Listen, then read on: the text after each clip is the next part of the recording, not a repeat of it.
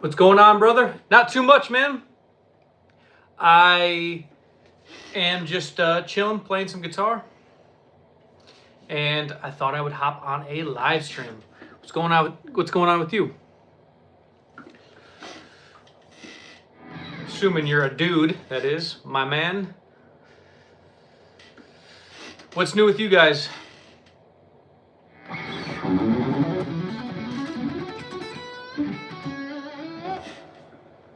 Appreciate it, man. Appreciate it. Guitars are on display. Everyone seems to enjoy the guitars being on display now.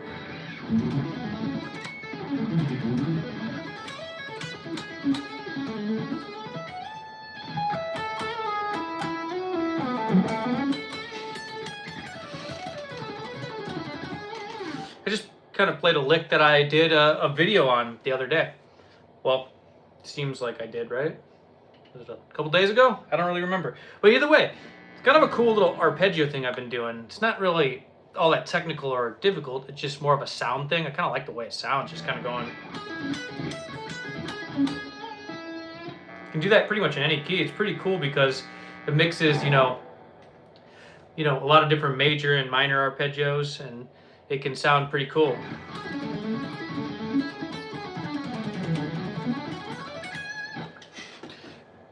And I like it. Any long form content coming? Always enjoy your lessons.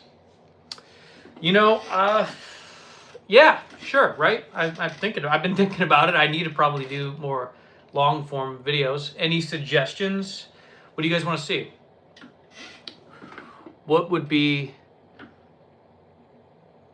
what you guys want to see? Hello to everyone, all the new people. What's going on with you? What's up, Kendall? How you doing, dude?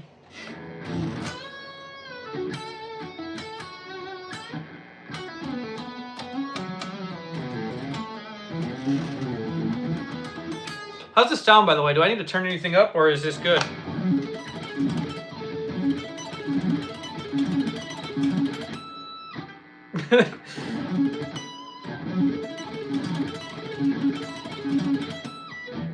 Why does that keep happening? That's interesting. Nice lighting, really? I was thinking this whole time the lighting was absolutely horrible. Is it actually good? Really? Because I was actually literally like online looking at lighting to, make my, lighting setup better. So if this is good, then I would do that. Or I probably still will get better lighting, but if this is good, that's good to know. Good to know. Can turn up a little bit. Come on, don't you guys like that sound of the picking?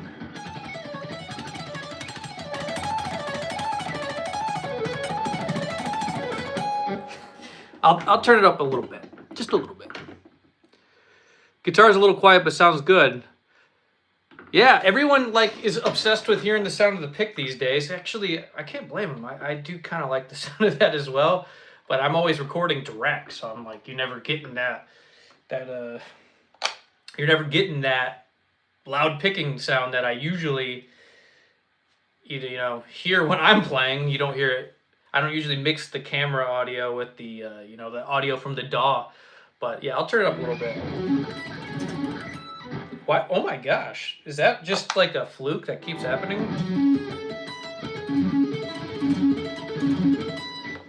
Guess so. Luck of the draw, right? So someone said all this cool stuff.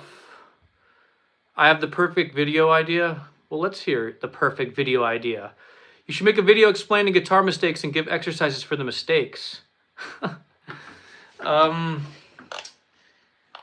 Exercises for the mistakes. That's actually not a bad idea. You know, actually, I would do something like that because, right, if there's like a better solution than I have, why wouldn't I do it? If you're like doing something with alternate picking, right, you can maybe try economy picking. Maybe there's a better option for you out there. You know what I'm saying? Like, I think that could be kind of applicable, right? We'll see. We'll try something like that.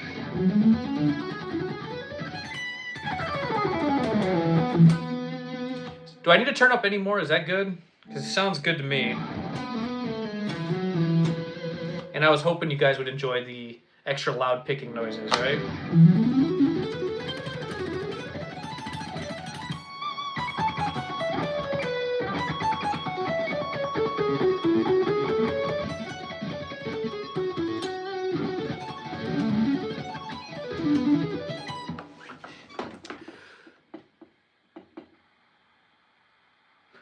Hello from Japan. Hey, shout out to you. I always watch your short videos. Your playing is so amazing. It really moves me. Thank you for the wonderful performance. I'm rooting for you. Thank you so much. I really actually do appreciate that. That is cool.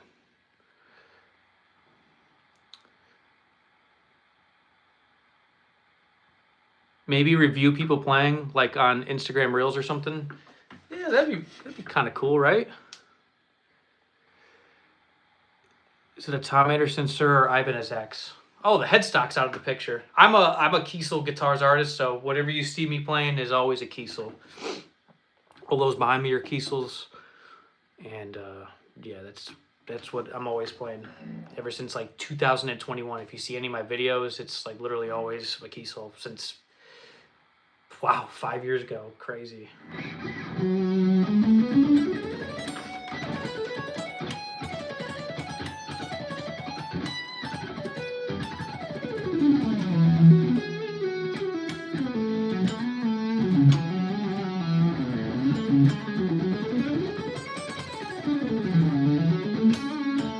Oh, I got a kind of an interesting concept. I mean, it's not that interesting. It's kind of surface level Swiber picking, but it's still kind of cool.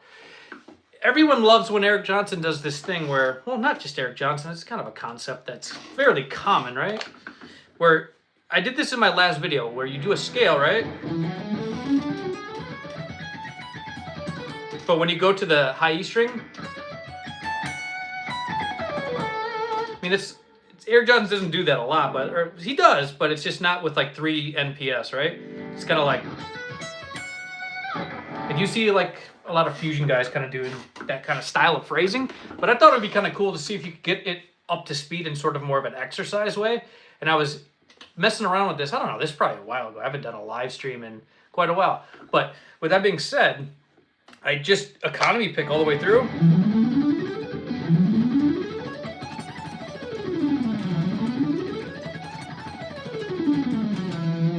But I grabbed that high E string right there, right? So you can get that pluck note. So it can get you back to your economy picking as usual. As usual, right? So you, instead of having to go, you can kind of just sort of make your way through any scale that way just by adding that extra little pluck there, so you can turn your pick around for the upstrokes, because it's kind of annoying kind of getting yourself in an inside picking sort of framework. It's kind of just, yeah, I mean, it's fine. I mean, it works. I mean, you can do a pull off. It just feels better when you can optimize sweeping. Like, that's why a lot of licks I do are like,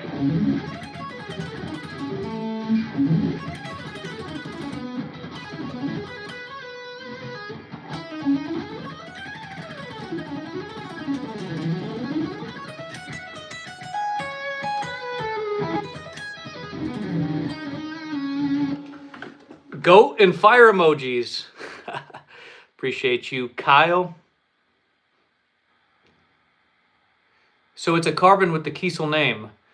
Whatever you want to call it, whatever works for you. It is a Carvin, Kiesel, whatever. I mean, they were originally known as Kiesel, technically. I do my homework on this kind of stuff, but yeah, shout out to those guys. They make awesome instruments. Speaking of Kiesel guitars, while we're on the topic of guitars and Kiesel guitars, anyone see the new Kiesel, what's it called, Aero model, right? It's like this cool thing where you're combining the Kiesel Kyber with the Kiesel Aries and Delos, if I recall what Jeff was talking about in the new Kiesel video. Something like that, right? And it looks pretty darn cool. I mean, it's like futuristic looking, so it's not traditional whatsoever, but it's new and cool. So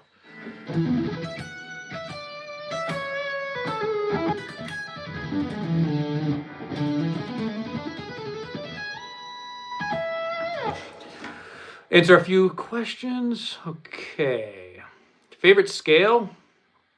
I mean, bro, I like a lot of different scales. They all serve a good, well, maybe not all of them, but well, at least I can't get all the scales to sound the way I want. But I really like melodic minor. I mean, that's very unique. It's not boring.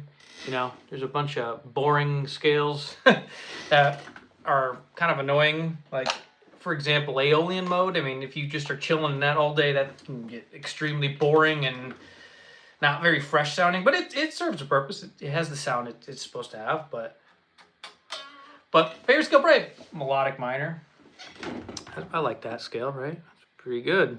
Harmonic minor. How is the album coming along? It's coming along very good, man. I think I'm gonna actually get this freaking released in the next few months, hopefully. I think it's happening, you guys. I have been playing so inefficiently my whole life. Recently started learning better phrasing. Can you explain how I can switch from palm muting to non-palm muting back and forth with less effort, like in Master of Puppets it has a lot? Just, you should be kind of, I mean, I know some people can not do the palm muting thing, but I mean, it's just like, it's literally just a matter of not using your palm on the strings. It's quite surface level, I would say. I mean, it's not very complicated. It's very basic, I would honestly say.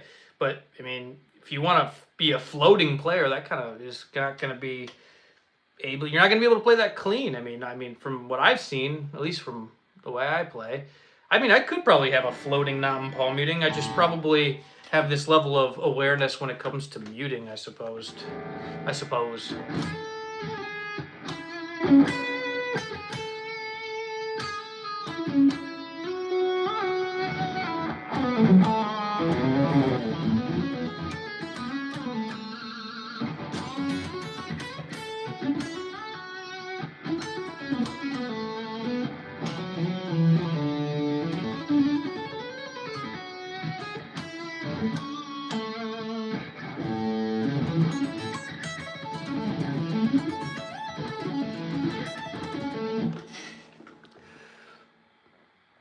Thanks for this, bro. No problem, man. What exercise do you recommend to improve legato and string bending, and what notes to target when soloing? Thanks. Just have a good baseline of scales, like what the major scale you should probably learn. So if you do that, you should just focus on learning some scales. And legato technique, I mean, bro, just if you want to go Satch style, just start playing 3 notes per string scales, 1 pick per string, hammer the next 2 notes. And when you're descending, you can go pick, pull off, pull off. Same thing, vice versa. But what I like to do is approach it more with hammer-ons only, because I don't use pull-offs when it comes to legato, stuff like that really anymore. This is a Holdsworth thing. I prefer the sound. I'm actually a lot more used to it nowadays. Like, say you're playing D major. See, I'm not really pulling that off, right? We're just... I'm not even used to pulling off anymore when it comes to that style of legato. I mean, I will for like rock and roll, like blues licks, right? But like real legato, right? We want to kind of avoid that as much as possible because it produces a more smoother sound. I know it looks like pull-offs, it's not.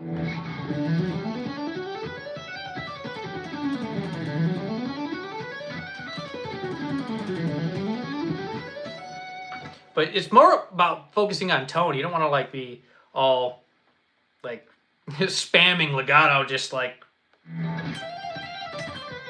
I mean, that's cool too. I mean, you can do that, but if you want to sound like my type of legato playing, you know, you should probably focus on more of tone and not speed.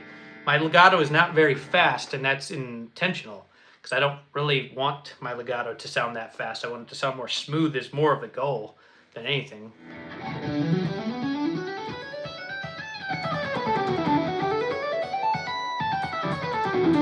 And it's all about tone too. If you use that bridge pickup, you'll find something that happens. It just sounds way more cleaner, a lot more pronounced, not so thin. Especially single coils. Doing legato on a single coil neck pickup. Oh my gosh, horrible. Unless you're doing this kind of legato, right?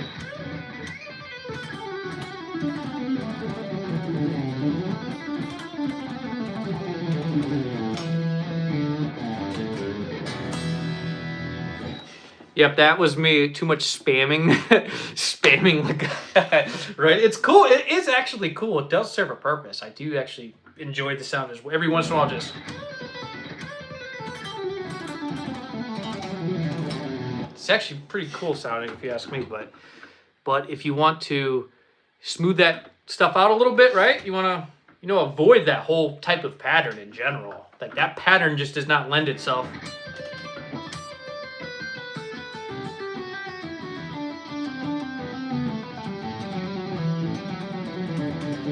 That pattern is actually awful for hammer only. So I would recommend pull-offs in that case.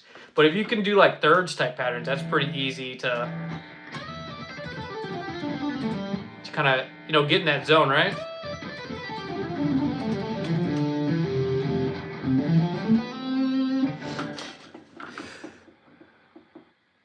Okay, I'm gonna respond to, okay.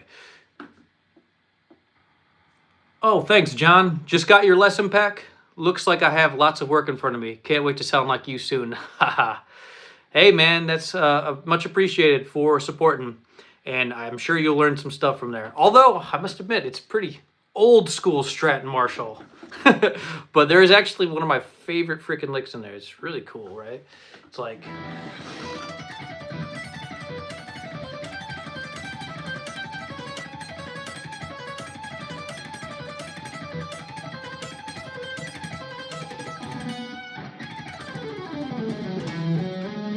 That's the lick. I could probably get that a little faster and better and cleaner. But it is kind of like that. That was like an alternate picking thing I used to do. Let's see. Actually, you could Swibert that too, right? Yeah. It's totally Swibertable. Actually, might even be better to do it that way. So just add hybrid picking with economy. Thanks, sir. Happy to support. When I get through these lessons, I'll be ready for new Straten Marshall. Perfect. Yeah, I'm working on some new, lesson material for you guys. Something to help with my newer methods and stuff. I really don't play nearly any way the same I used to from back then.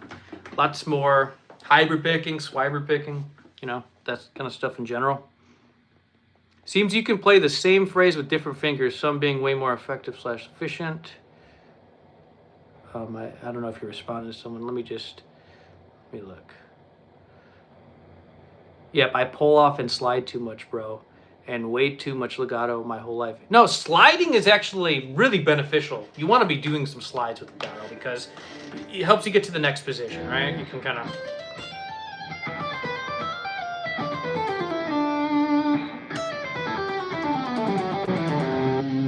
Or... that kind of thing, right? You offer lesson packs. Do you recommend parallel modes or relative modes? So the way I teach modes, 3 notes per string is going to get you in the door. I don't know your theory level or your like bass line and stuff like that, but I do have a lesson pack. Check it out. It's in the description of this live. It's in the description of this live. I'm laughing at Kendall. Totally swibertable. Haha.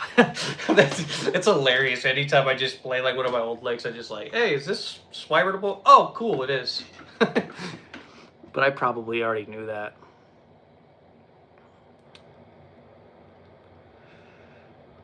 I also offer one-on-one lessons too. So if anyone wants one-on-one lessons, just check out the link. Not link, but the email in the description. Contact me. I actually do have some openings as well if anyone is interested in securing a spot for lessons. Typically, they're not just one lesson though. I do require 4 lessons up front if you want to become a student. I don't just do the one and done thing. Kind of need to commit a little bit if I'm going to teach you, because you're probably not going to learn that much in one. Well, you will learn stuff in one lesson, but you might make a lot of mistakes, and I like to course correct people, because you learn something, then you start doing something incorrect, and it's going to lead you down a road of potential confusion. So a lot of the nature of the things I teach do require sort of all that stuff, right? You know? So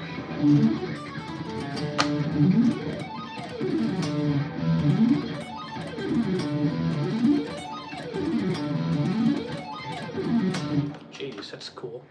I always like doing the tap at the end of those, sort of 1-3 sort of.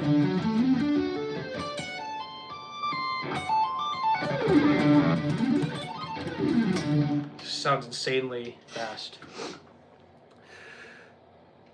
Hey Straten, I came across your stream. I don't know if you remember me. I was the guitarist of Decryption, Mike Sorensen guitar. Mike Sorensen.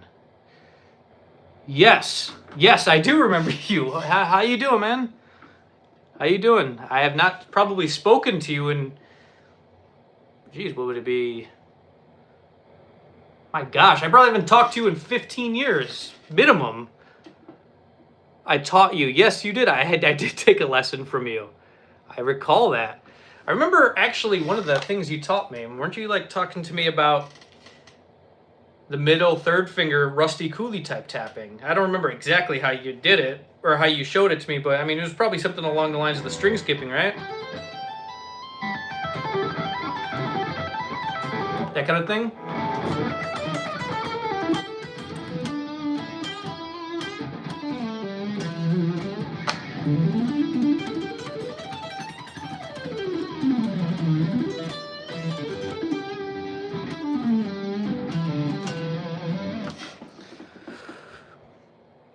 Back in Chicago, I just got back into guitar a few months ago. Oh, you took a break?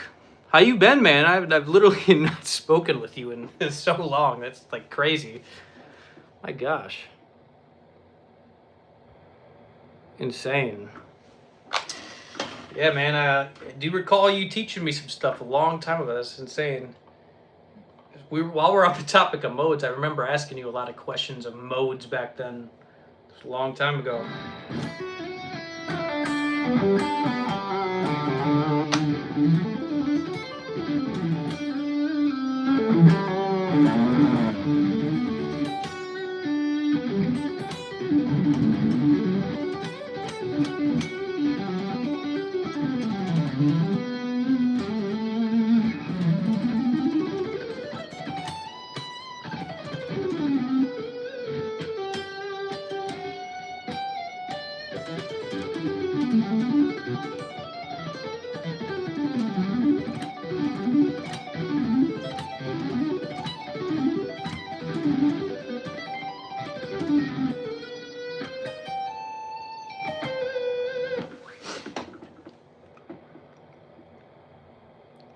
Been a while since seeing your channel. You still have amazing licks, man. Thank you, dude. It's so random to see you. I've uploaded some recent vids. I'll have to check that out, dude. How's you still play like metal and stuff like that? I mean, I remember you were actually doing a lot of the Buckethead stuff, like literally. Well, actually, you're doing a lot of different stuff. I just remember you were very, very, very good. Like you were able to play a lot of the 8-finger tapping stuff, and you know, lots of cool fusion stuff. It was really impressive. You're so much cleaner, definitely better than me now. Ha. I appreciate it, man. Thank you. Nice, the modes are your friend. Yes, they are. Can you give us a Paul Wardingham-ish spacey sci-fi lead? that's really randomly specific, but sure. Wouldn't he he does like a lot of this kind of stuff, right?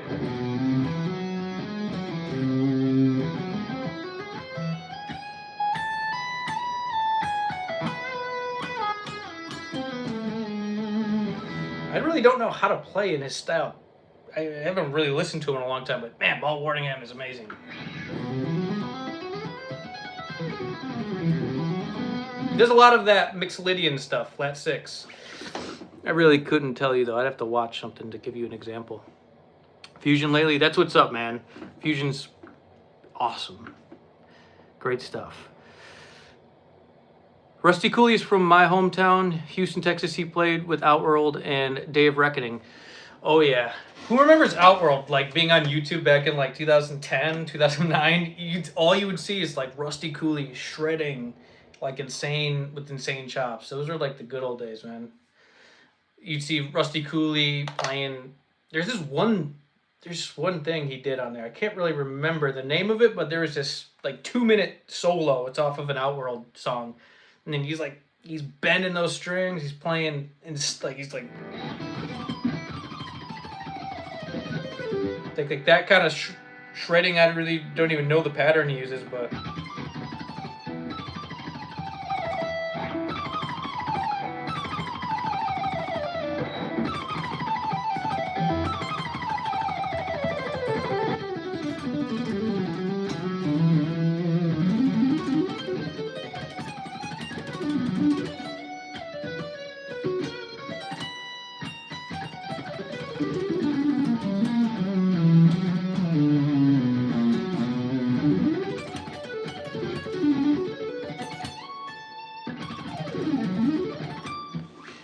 yeah, Rusty Cooley's awesome.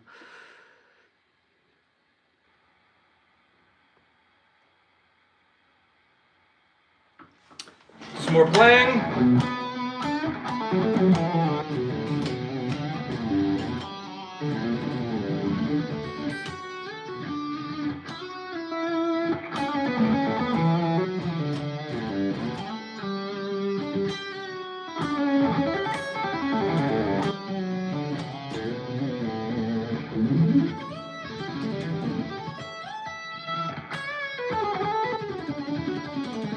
I don't know why I've been doing that pattern a lot lately. I don't know. It's actually kind of sort of counterintuitive to even use hybrid picking, but you could totally economy pick that. No, you can't. Oh yeah, you can. You get a better tone maybe even for picking it, but I just still do the hybrid. It's actually more true to alternate picking when you hybrid pick it, but I'm hoping you're the second guitarist in the Reformed Nevermore alongside Jeff Loomis. Well, I don't know how great of a fit I would be in that band, but you never know.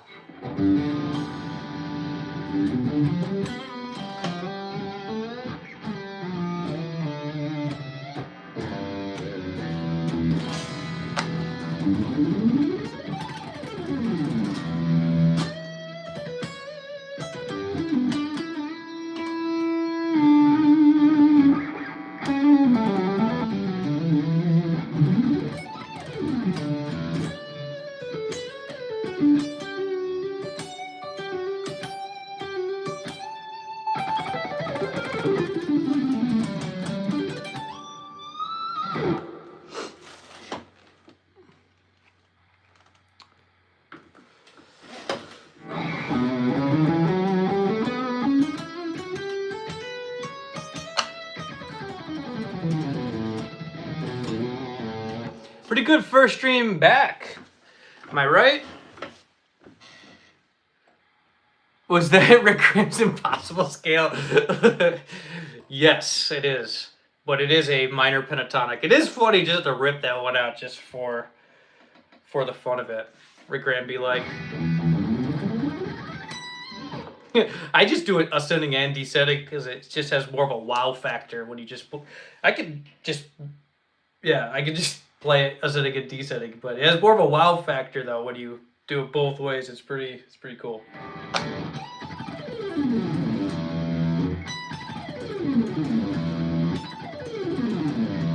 It's actually really a pain to ascend that one, to be honest. The fingering does not fall in your favor that well.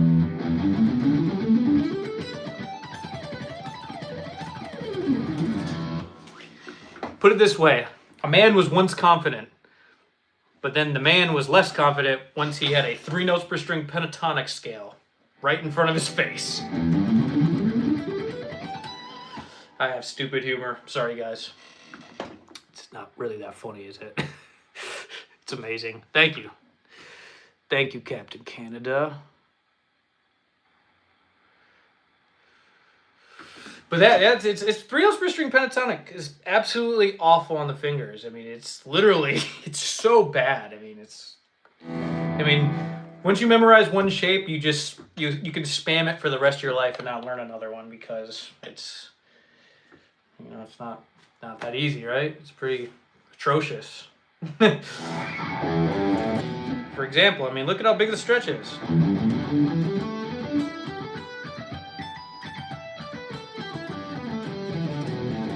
It's just way easier at descending for me. Like as far as not picking wise, but fingering wise.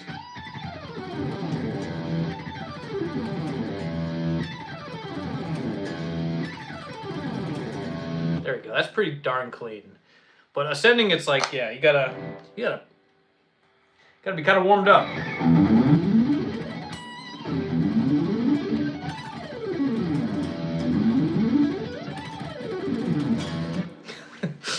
Jeez. We might need to call Marshall Harrison for that one. We've got to call Marshall Harrison. He'll get that one real clean.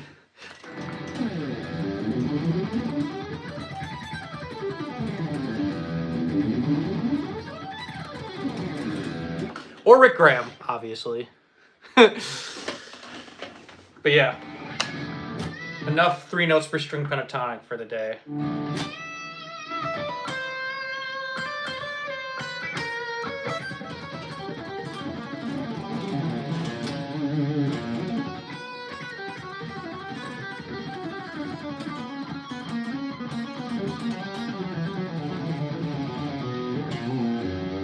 Hey, anyone ever do descending 4s?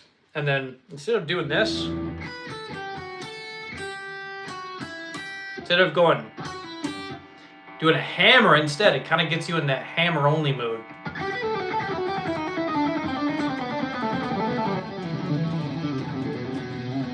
It's pretty cool, neat way of doing it. Just thought I'd add it. We'll see if anyone picks up on it. If you know, you know. I'm gonna throw my guitars away. I'll never be this good. That is a funny comment every time I see that one. I don't know why that just literally makes me laugh out loud, even though it's sort of like, no, don't do that. Okay, that's fast. Greetings from Finland. Hey, shout out to you, man. Thank you. I was gonna say something. I totally forgot what I was gonna say. Totally forgot. Dang it. Oh, here's what I was gonna say. I was working on this economy picking lick. Another one I snatched from Marshall Harrison, but this thing is a pretty sweet economy picking lick. It's like it gets you into that descending 4s mood, but it kind of gets you on that fretboard going from here to here. It's ridiculous.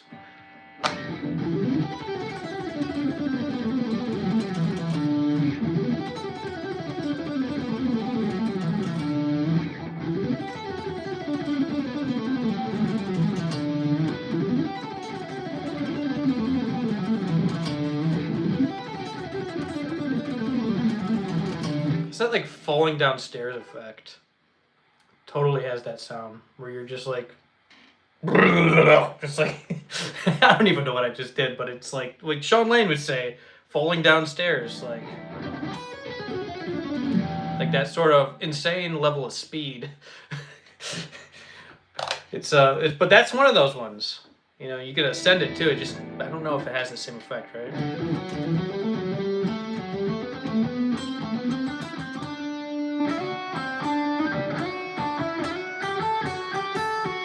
Yeah, it doesn't.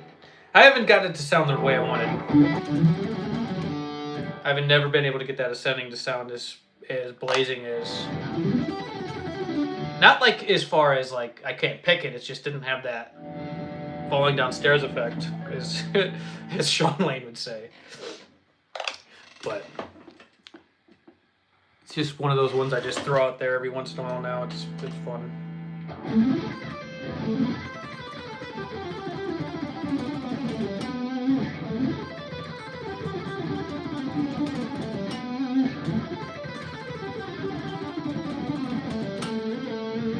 It's a really atrocious once you start getting into harmonic minor with this shape. Oh my gosh, don't even ask me to do it because it's not going to probably happen. Let's see.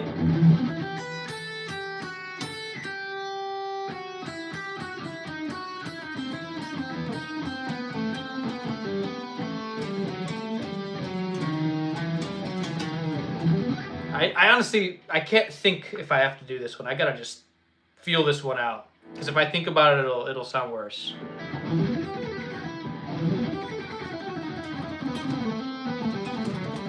Yeah, I'm falling all over the place on that right now. That needs work. Not gonna probably happen. Yeah, dude, that like is insanely crazy. It's totally in your face. The other shapes aren't that bad, just like diatonic modes, right?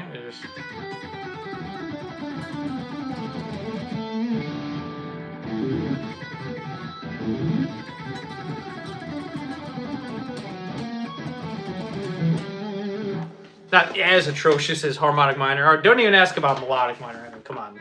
It might. Who knows? Is that one easier?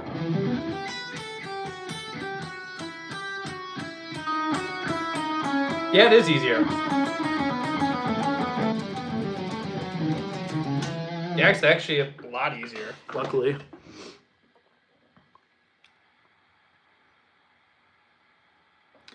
Cool.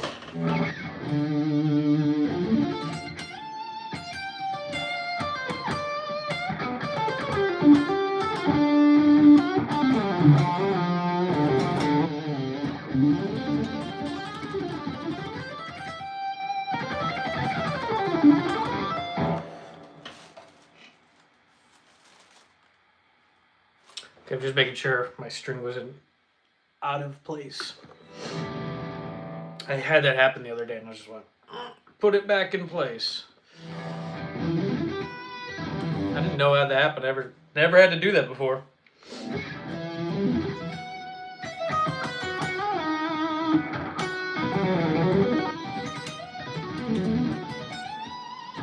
What rig are you playing through right now? I'm playing through Polychrome DSP's Lumos plugin. Actually, that's my favorite plugin that he's ever done. Lumos. I like it a lot better than Nunchuck, even though I do love Nunchuck, but this one's just way... It's just the gain sound is just a little bit better. Although I do love a nice Marshall sound, this one just has a more full sound. Do I even have reverb on this thing? I don't know if I even said it. I've been just like creating my own tones just to be minimal as possible so no one... Actually, not for anyone else other than myself, to be honest, because I got sick of the sound of delay. Just started getting on my nerves. Wait, oh no, am I actually playing on Nunchuck right now? There's no way. There is actually... Holy... Whoa, I am playing on Nunchuck. I did not really realize that was happening. Wow, the more you know. That's Nunchuck.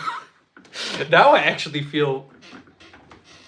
I cannot believe that. That is actually crazy. I actually still prefer that. What I said stands true, but I guess I couldn't tell the difference. It did feel a bit drier sounding. Let's actually change that. I'm not really... I didn't have a problem with this at all, though. I mean, this is good. It's always been good. Well, no. I actually cannot believe that, because I usually use Lumos now. Like, I'm totally on Lumos. The Lumos train. I'm gonna watch how fast I dial in a sound. I even know my IR cab and everything, like right off the spot. I just go right here, new. I don't even, I'm so lazy, I don't even do a preset. I just literally, I'm on init, cab 3, compression, shape and mastering, EQ, and then the right reverb, and then a little bit of spring reverb, but no delay, and then bump it to about 10 on the spring, and then that's pretty much my sound. See how fast we got there.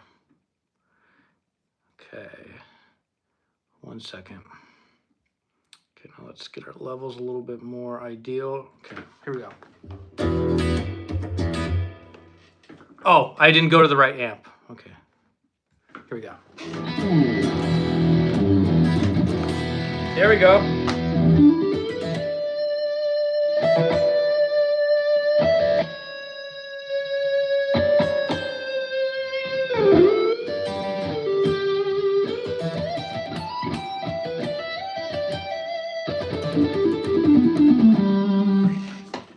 Nunchuck plugin is rad too. Oh, it is very good. I didn't even realize the difference. I couldn't even believe it. I almost was like, are you kidding me? I guess it did have a drier Marshall sound, but my gosh, fooled me. I've been playing my new Helix Stadium XL the past, I'm thinking he's saying the past week. Would you ever use Helix? I don't know, because I've never tried one. That's like the only modeler. I've never tried a quad Cortex. The only modeler I've actually tried is, what's that thing called? The XFX and like FM9 and all that stuff. Actually, I kind of want to buy that XFX. But I could get a quad Cortex. Should I get that? Or, I mean, the Helix was also a consideration, but I never really, I honestly just never watch reviews, to be totally honest. What guitar is that? Looks sick. This is a Kiesel Delos. Fractal? I should get the Fractal. They're about to, I'm like totally holding off because I have a genuine feeling that FM9's been out for like 6 years, and I would hate to buy it and then the new one comes out and then I'll have that thing happen where you just want the newest best thing. And that's kind of like how I am in a lot of ways. Not always, but sometimes. And yeah, I don't know. I'm good with my rig. I kind of like thought, I was like, once I start playing live again, I will start getting a modeler set up, unless I just go tube amp, but that is costs a lot of money, not very consistent, and it's yeah, heavy, lots of heavy stuff, right? What guitar is that? Oh yeah, it's a Kiesel Delos. It's got a really insane finish to that flame maple top, right? It's just absolutely gorgeous.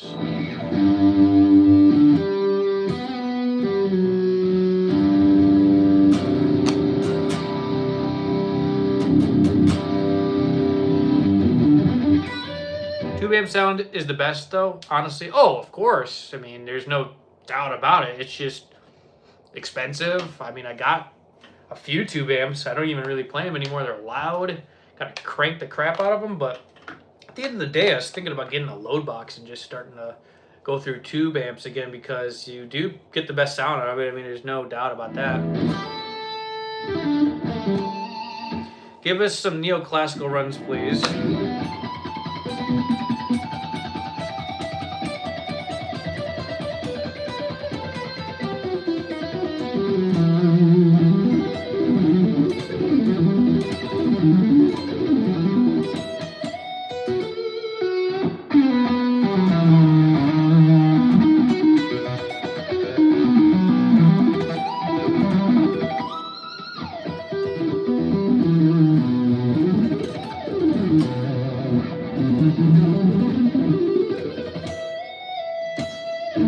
Is that enough neoclassical? Because I'm going out of tune. Well, at least it sounds like it.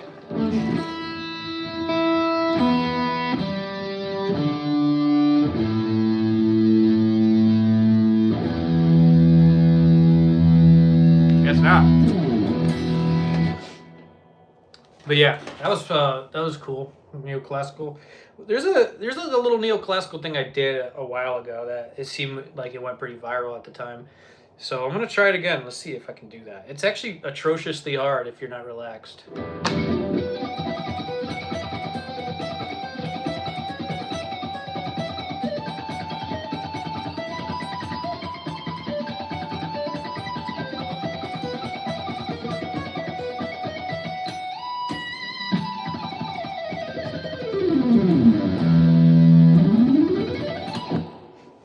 Actually, that was pretty on point. That's pretty on point. I'm not gonna lie. Okay, looks like I missed some comments. All gear is awesome is my answer. LOL. Well, I can't say I agree with you because there's some gear I've used that is absolutely awful. But yeah, I could probably get it to sound the way I want it if I really attempted to, right? I'm using a katana right now, and it's decent, but it doesn't have that sensitivity that tubes have. Yeah, I would probably, I don't know. I haven't used one in a while. I'd have to see about that, for me at least. I don't know if I can get that my amp gain that I like out of one of those. I might need some extra pedals. That was perfect. Thank you. Those arpeggios were beautiful. I don't know how one sweeps like that. You just gotta practice, dude. Sweeping is very surface level on guitar. It's not very difficult at all. I mean, sweeping is literally just, it really does not require that much effort. You just literally just sweep through that stuff. Takes just practice, I guess. It's not very complicated though, just to, you know, run-of-the-mill sweeps like.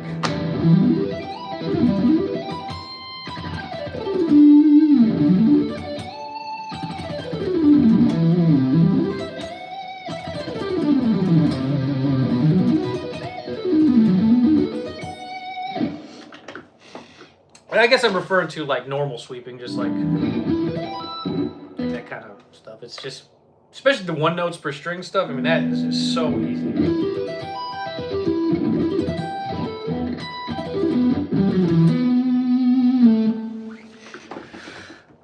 I always have a harder time reversing the sweep. Interesting. Reversing, really? I mean, you could hammer on from nowhere if that's for 1 notes per string stuff like. But, or you could banjo roll it. Just grab it with your fingers.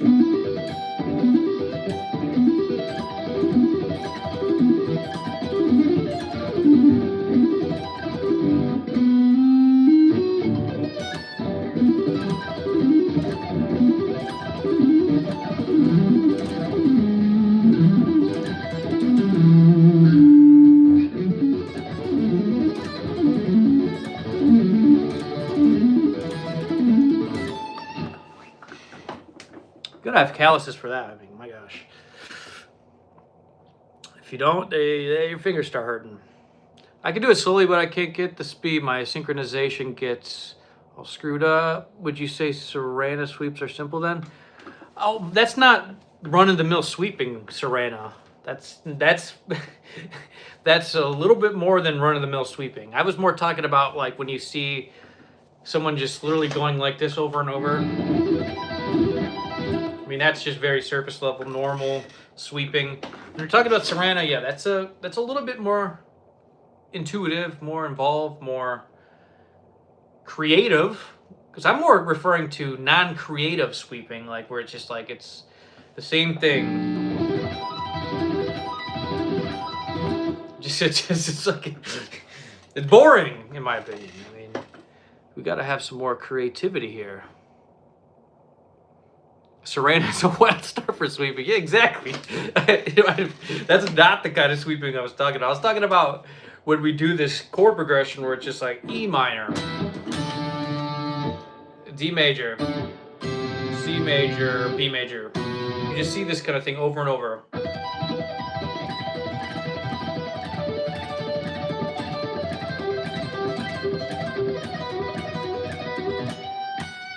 I mean, yeah, like I'm talking about that kind of sweeping, and if you even translate that to 5 strings, it can still be the same thing. It's just like.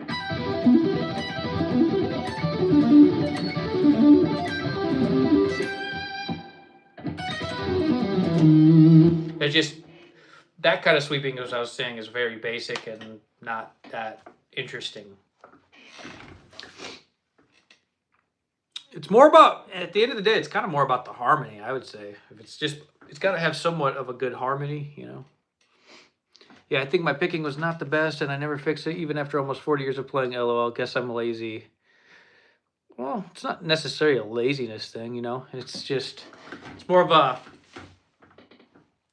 the right way or incorrect way of doing it, because I mean, there's multiple ways to do it, but you know, if you're not operating within that realm, you're kind of like not gonna have the results you want. I mean, there's many ways to sweep. If you hold the pick flat, it's like, or if you're actually, the problem I think a lot of people have is when they're descending, when they're holding their pick in that way and then going back up, it doesn't produce that great of a sound. Watch. I just never liked it. I like angling my pick in the opposite direction.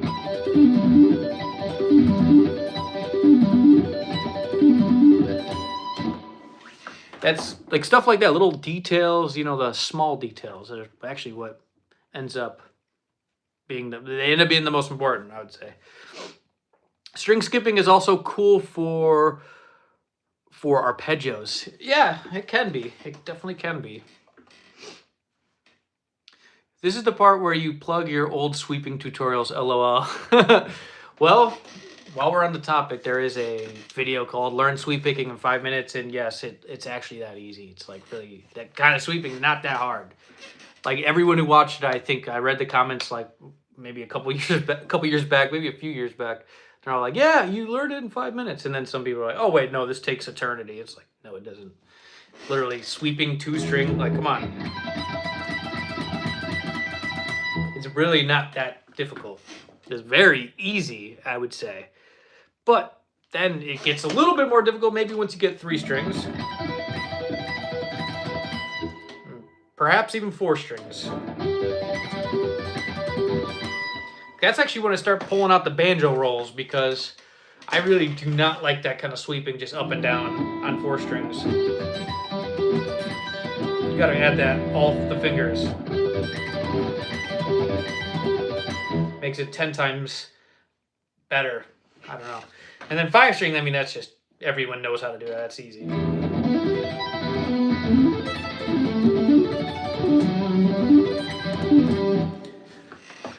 Yeah, 4 strings suck. They really do suck. But if you do the banjo rolls, Kendall, I'm telling you, it's like way better. You just literally pluck, middle, third, pinky. Makes it way easier. Although I don't really use that shape a lot, but I mean, if I'm going to, it's definitely going to be that way. Do you use, I don't know if I answered this. Do you use Jazz 3 picks, LOL? Or no, not LOL. Do you use Jazz 3 picks? Well, I did used to use Jazz 3 picks. I stopped though a long time ago because I don't like them. I don't like the shape of them, and I mean, just, they aren't as good as these. These are what I use now. I don't know if I even told you guys. This is a recent thing. I was on the Altex 1.0s for a long time, but they kind of suck now. I totally used to love them for like 15 years, and now I think they totally, I mean, they're a little bit, they're like maybe like 30% less good than these. These are like the best. The reason why I actually had to stop using them is because they were digging into my finger ever since I started using like more of the Swiberd picking stuff, and I didn't like it. It was like not supportive of my finger. These are good, the big stubbies. They have a little bit too much chirp for me, but I do like them. They make playing a lot easier.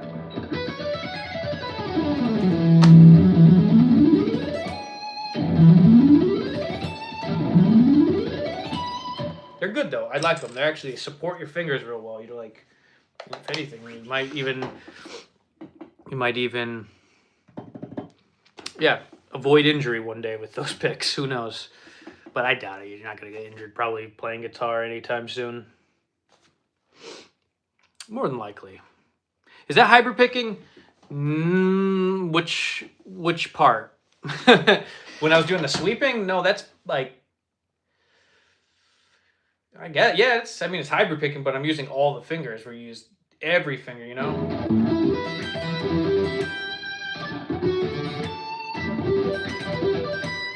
Banjo roll, yeah, that's high. I guess it's a form of hybrid picking. It's a subgroup of hybrid picking.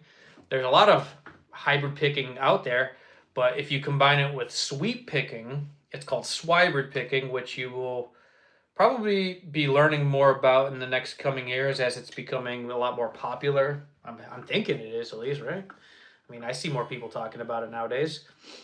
The guy who invented this technique, his name is Marshall Harrison. He's a very knowledgeable guy and great resource on this topic. I mean, after all, he did invent it, so. Well, that's cool. I've never heard of that. Yeah, I mean, I have to explain this all the time. I literally have to be like, swibrid picking, banjo rolls. You're like, what is that? And like, it is a guitar technique that more and more people are using, but there are more and more people who, there's plenty of people who do not know what this is. And yeah, I talk about it all the time. So me, Marshall Harrison, we talk about it pretty regularly. He live streams more than I do, but I should be live streaming more. But yeah, watch his live streams. He's gonna probably be live, or he's probably live like once a week usually, or maybe a little less than that. But Marshall Harrison guitarist, check him out. Wow, that's cool. Oh, I did read that. But yeah, it's just the best way to pick, in my opinion. That it's just the logical next step to economy picking, right? I mean, if you economy pick, you're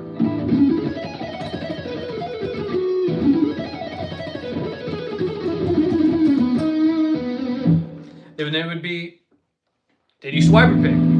It's the next step.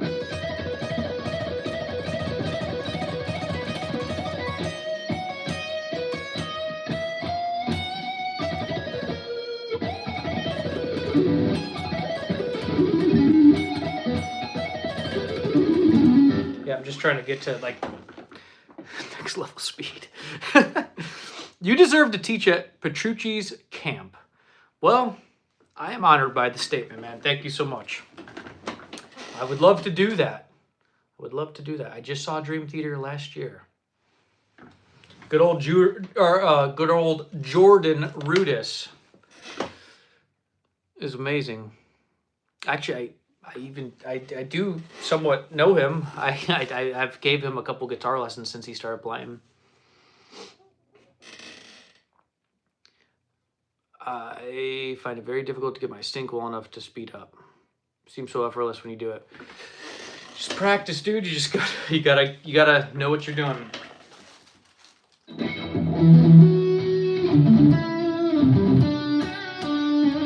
But yeah, that would be super cool to teach at one of those. I would totally do that.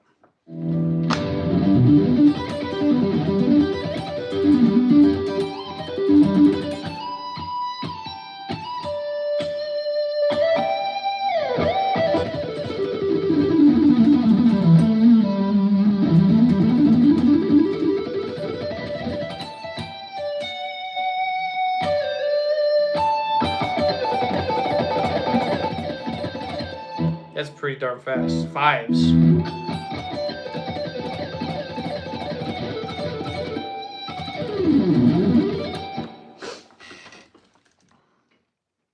What was that, ascending pattern? Oh, I think you were talking about the pentatonic, right? I think it's just fours, right? 1, 2, 3, 4, 5, 6, 7, 8. Yeah, it's actually like an 8-note pattern, but I mean, I guess you could view it as fours.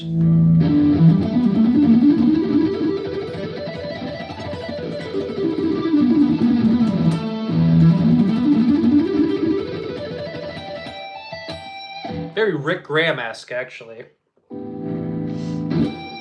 But it is based off of like this kind of thing, right?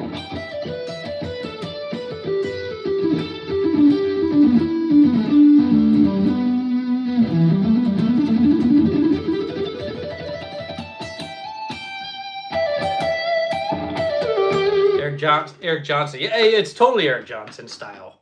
I mean, it's works in that setting very well.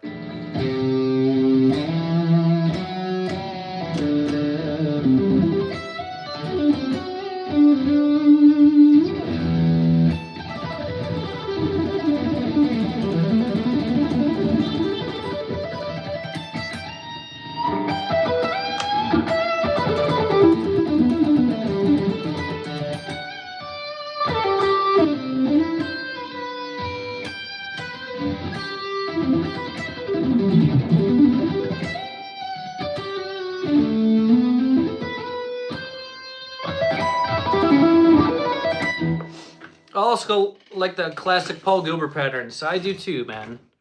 Who doesn't, really? Classic Paul Gilbert pattern. I got a good one.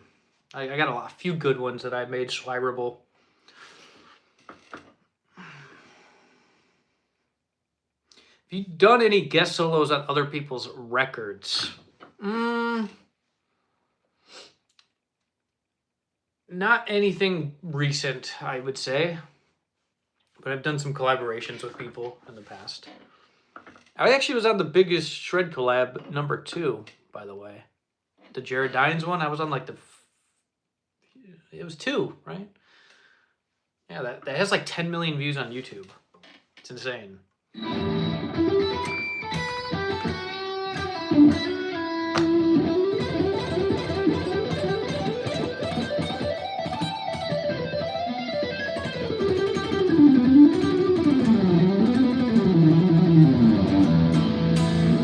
You were on Dines? Well, I didn't know. Yes. Go to, I mean, the way I go for it, this just sounds funny, but the way if I ever want to watch it again, I just go to his channel, go to the most popular videos, and go to like the 5th one down, and it's right around there. Or maybe like the 10th one down. Maybe I'm being a bit loose with my phrasing. But yeah, it's probably like the 10th video down on his channel. It's actually, it turned out to be the most viewed Shred collab, that one. And I don't think he does them anymore. What is the brand of that guitar? This is a Kiesel guitar. Amazing stuff.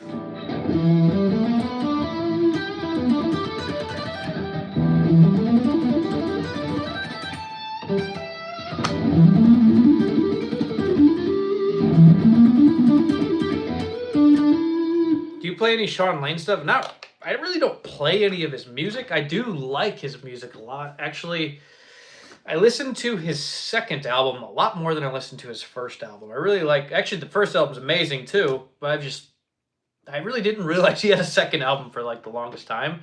So I kind of like have been making up all my Sean Lane listening by listening to the second one, which is like, what is it? Tritone something, I think. I don't even know the name. I love that record. So many good songs on that. So many good songs. My gosh. Thanks, man. Been following you for 5 years now. Greetings from Vancouver, Canada. Oh, wow, man. Appreciate that. Really appreciate it, dude. Shout out to you. You should give Stratosphere 2 a listen. Crazy Shred. What's that?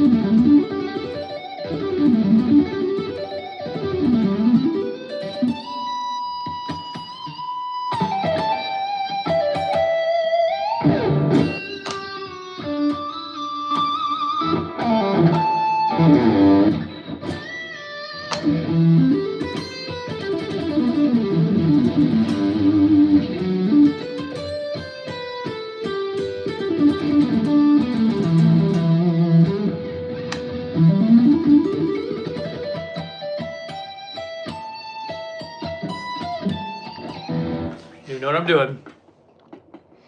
Your hybrid picking is just 100 emojis. Appreciate you, dude.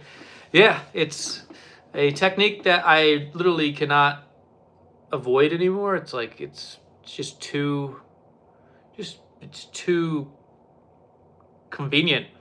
Yeah, no point in not using it. A Sean Lane song from an old record of his. What song, Sean Lane, are you talking about? Oh, is it that one, like, is it that, like, insane guitar solo that he sent to Guitar World? What record would that be on? There's no way, if it's not on Powers of 10 or the Tritone, I've had to have heard that then. I mean, am I just that terrible with names? Hey, thanks, Kendall. Appreciate you as always, dude. But yeah, I mean, holy crap. Now I lost my train of thought. Oh, someone was talking about string skipping earlier. Let me tune up real quick. If you want to get good at string skipping, I don't know if this was like a request or not, but I'm going to talk about it anyway, because why not? This is a pretty good technique to 3 notes per string skipping. This is pretty good. It's kind of inside picking practice. Take this shape, 12, 14, 16, and 12, 14, 15 high E.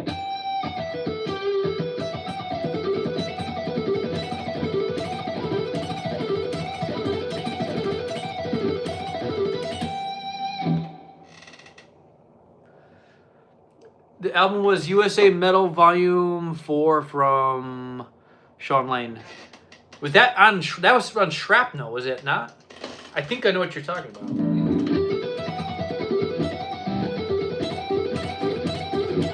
So do this. And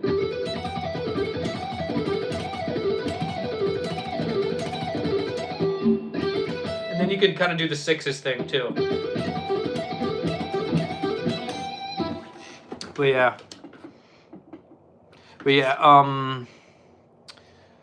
I think that's what you're talking about, though. It has to be, right? I think he's doing like a lot of like. Well, that's always what Sean Lane does on those insane solos, but it's amazing, and that's why we love him. I'm not sure, actually, could be though. It has to. I think that's what it is. It's like that insane solo. I think he was really young at the time as well. But yeah, I remember.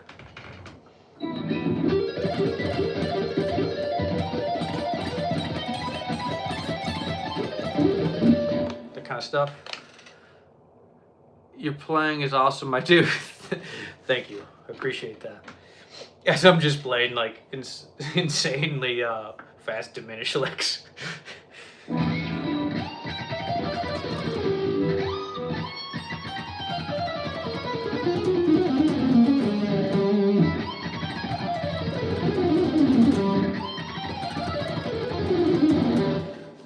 With that, that's atrociously difficult to get that stretch. Never been a good stretch guy.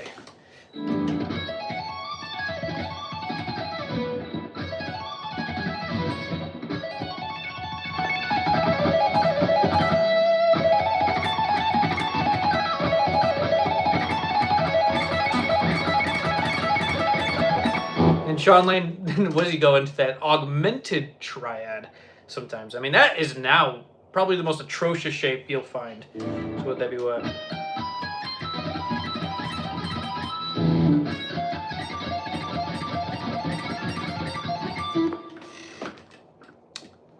That was wild. Thank you. Sean's speed and phrasing was something else. Yeah, for sure.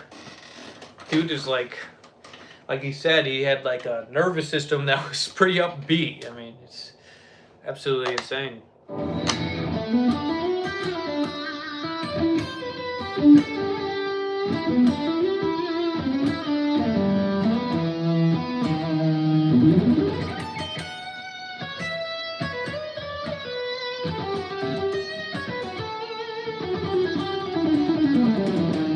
any cool tapping licks? I'm not very good at tapping. Well, I mean, I can do it. I don't have anything particularly that creative to offer, in my opinion. I mean, I do the tapping, the string skipping, but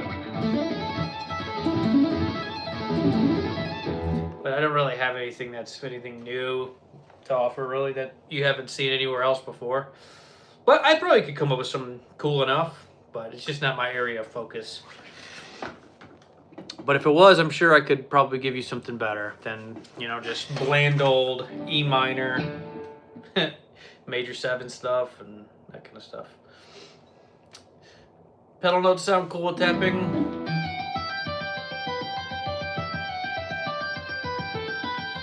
It kind of does, right?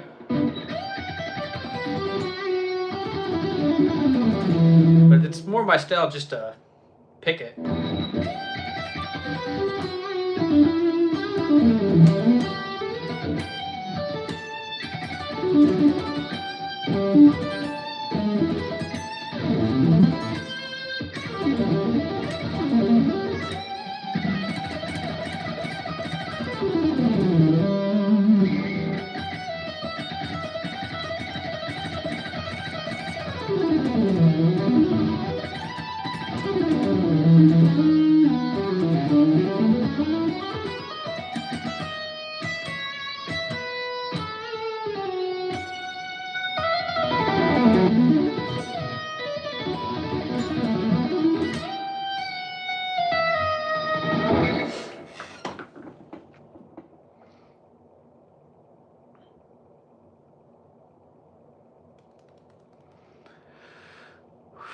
What do you focus on nowadays in your playing? Not much, other than probably Swiber and economy practice a little bit here and there. If I find something that shows up in my playing, I can't play it. There's usually a better way of playing it. Just stuff like that. I don't really focus on too much when it comes to technique. I don't gotta think about that kind of stuff too much. I just do it. It works. You just gotta Swiber pick it or an economy pick it. There's usually the way to do it. There's usually a loophole where you can get in there with some hybrid pick, something. There's got to be an alternative other than alternate. Because with alternate, you pretty much got the only option. You got to do all this pick slanting with alternate. That's what's annoying. It's insanely annoying. Just going. It's like I'm not even practicing with it anymore.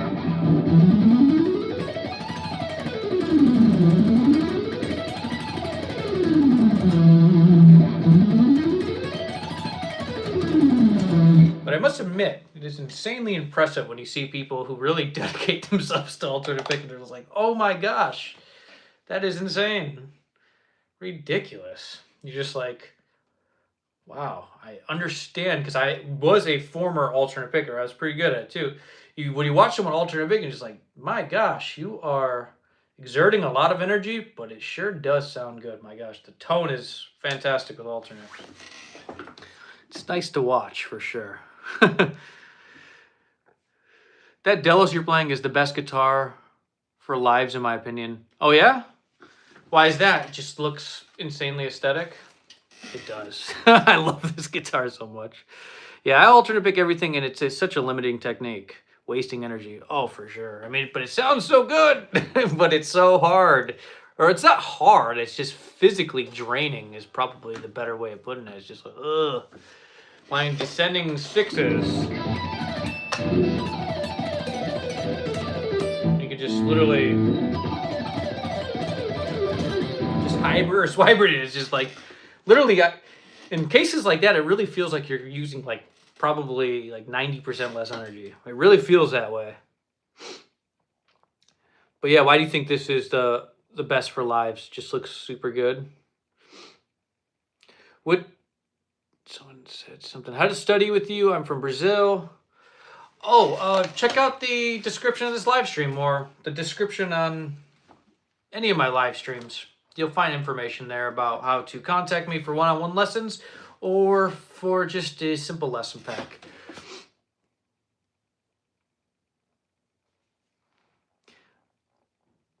The lesson pack would be cheaper. It's like $20 if you don't want to commit to lessons, you know. Oh, you're way better at alternate picking than me, LOL. Well, I have never seen you, but I must admit I was a very good alternate picker.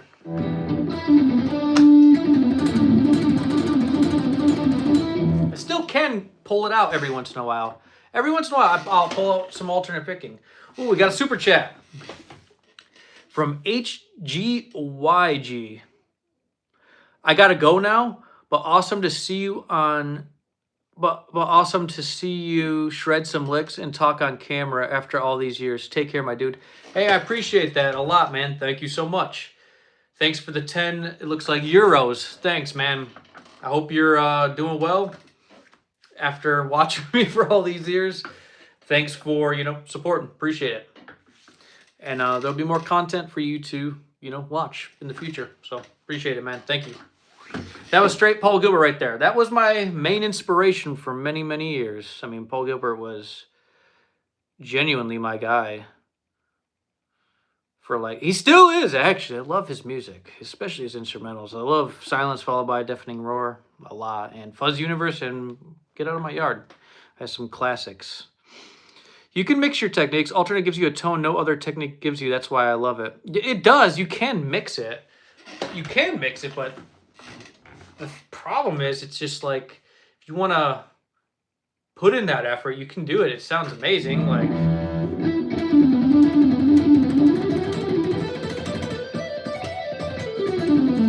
But everyone does alternate picking. You'll sound like everyone else. I mean, or for example, you sound just like Paul Gilbert. It's just a very common technique, but it does sound great. I will give you that. It's a lot of effort. And I just don't want to exert that much energy.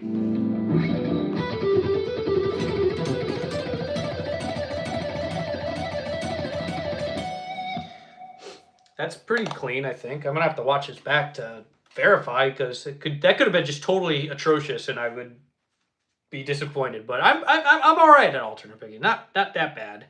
I really don't like outside alternate picking anymore. I used to really love it, like doing.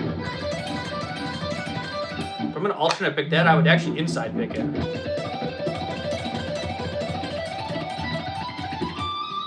See, that's pretty decent.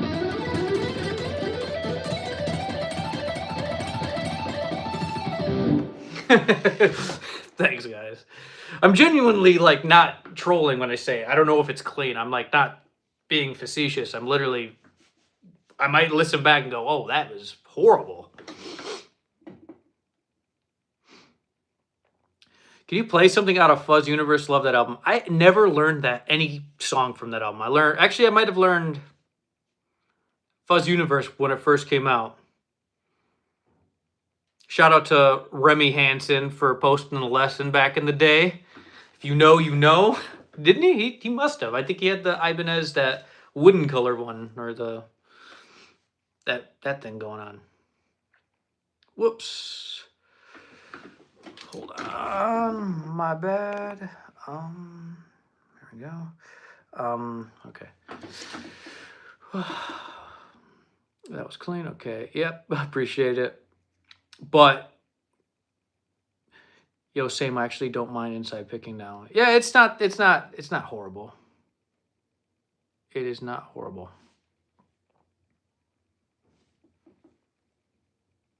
What is the main difference between alternate economy picking? One requires a lot of effort, the other doesn't. I'm just trolling. Oh my god, that was like the funniest thing I ever said. No, it's not. Ignore that. But what is the difference? It is kind of true. I mean, you gotta kind of pick a lot. It does sound really good, but the difference is you're basically sweeping or picking in the direction your pick should be going. Basically, 3 notes per string, you can go down, up, down, down, up, down, down, up, down, down, up, down, down, up, down, down, up, down. Then when you descend, up, down, up, up, down, up, up, down, up, up, down, up. But alternate is obviously alternate. Down, up, no matter what.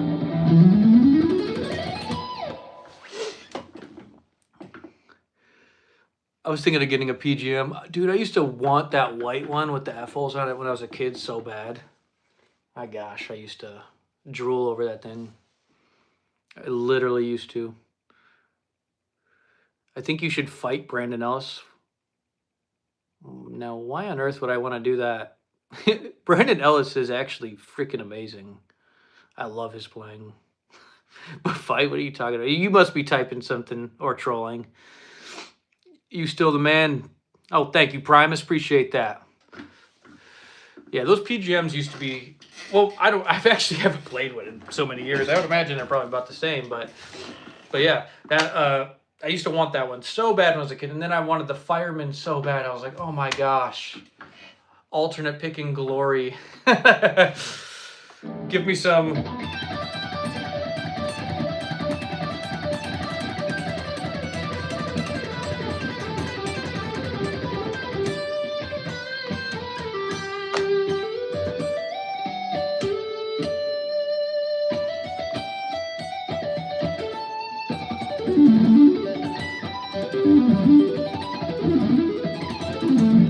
See, I don't have the alternate picking chops I used to because I'm already going back to my old or my normal ways.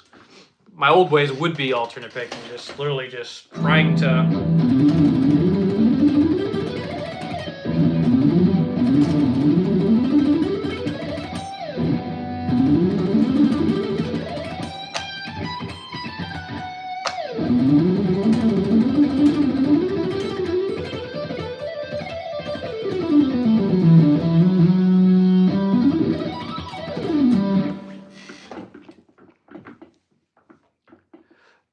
LOL, I love Brandon too. I meant a guitar battle. That would be fun. Like a Shred Wars or something. That would be kind of fun, wouldn't it? he probably would not be interested in that. Let's just be honest here. He doesn't even probably know who I am.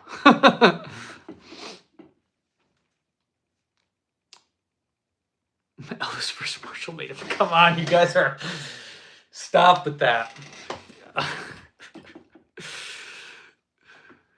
You were a big inspiration for me since I started playing. How long have you been playing? How long have you been playing?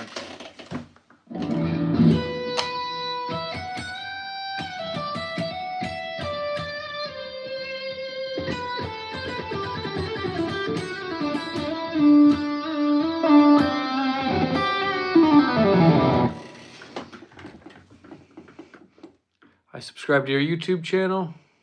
Appreciate it, dude. Thank you. What is a band you love that we would all be surprised by, or a guitarist? I don't know. I don't know if you'd be surprised by any of it. Honestly, I don't even listen to that much shredding guitar playing that much. Really, I mean, I do and I don't.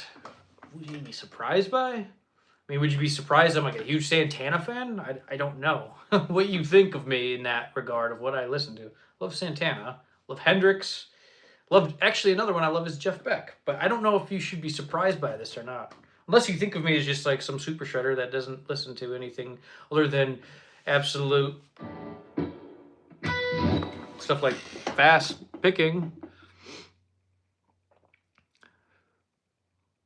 About tone, what amps you use and like and maybe using like and maybe pedals. Actually, I'm using right now a plugin from Polychrome DSP called Lumos. But the kind of amps I like are typically like Marshall-y type sounds. I like some Mesa stuff. The Petrucci head's pretty good. But anything that sounds smooth, right? So if you... Oh, Fender amps. I love Fender amps. Anything that sounds smooth and gets rid of that distortion sound. I don't like that fizziness. I want it to sound smooth. Basically, something that sounds like Eric Johnson or Yngwie Malmsteen. That's basically the sound. Kind of mix their tones together and you kind of got the sound I'm trying to, you know, emulate. And pedals, as far as that goes, just something that's overdrive. No distortion, overdrive. That's what I like. That's exactly what I like. And maybe a little bit of reverb. Not too much delay because it's kind of annoying trying to get the settings right. And if you get them right, then go for it. But if not, just turn that off. Dang, man. Say some shred for the rest of us. Making my guitar sit front and center and take notes. What type of pickups are those? Just curious. Hey, thank you, man. These pickups would be the Kiesel pickups that are called Kiesel Beryllium. You can get them in your Kiesel guitars. I don't know if they sell them separately outside of that. Maybe you'd have to ask, or maybe I could find out. But yeah, I've been using Beryllium pickups from Kiesel for a while. As far as humbuckers, but I got some Holdsworth pickups I like too from them that are humbuckers. But I typically go Mark single when I go single coils, but then a Beryllium in the bridge. Don't care how dated it is. It still sounds sick. Killing a Gilbert line if it's fast and accurate. Oh, I'm not saying it doesn't sound that way. I'm just saying it's the actual effort of going.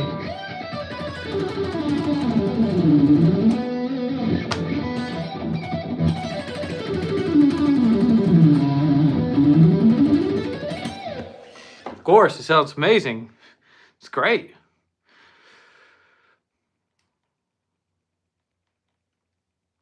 Did you hear Anton Oparin's endurance test on alternate picking? I don't know if I've watched all of his stuff, but I've seen some of his stuff, and actually I'm more known about him from when he was like really young. And I remember thinking, oh my gosh, how can a kid that young just pulling out these licks?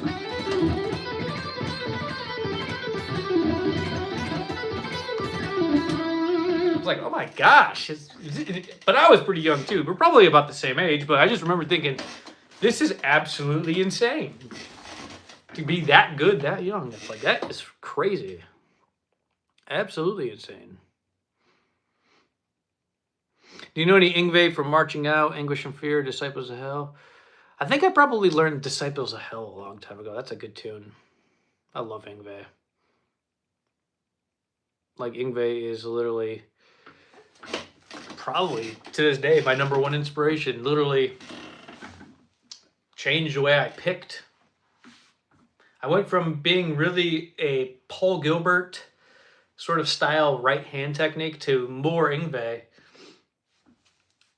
in the later years of my, or like in the early years, I switched from that kind of sweet alternate picking style to kind of more of an Yngwie-esque, tried to at least emulate that, which I did for a while. But you gotta love Yngwie. I mean, he's classic, absolute legend.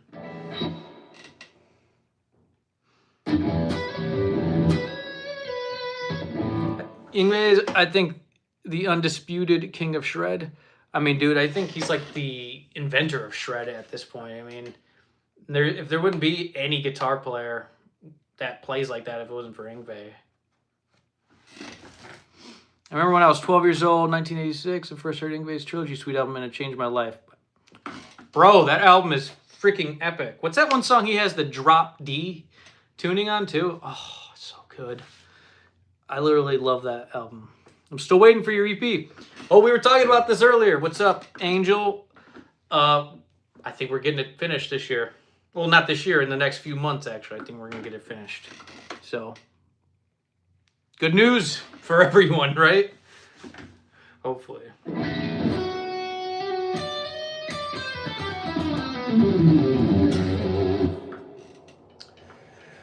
Okay, let's see what I missed a comment. He started it all, pushing it to the limit and what is humanly possible. I agree. Looking forward to it. Yeah, I'm hoping to get it done. I'm making like insane progress, so we're almost there.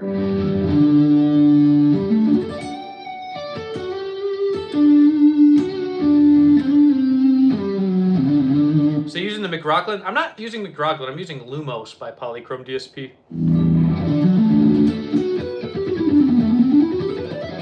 Which is, I think McRocklin's what, the CEO of the company, right?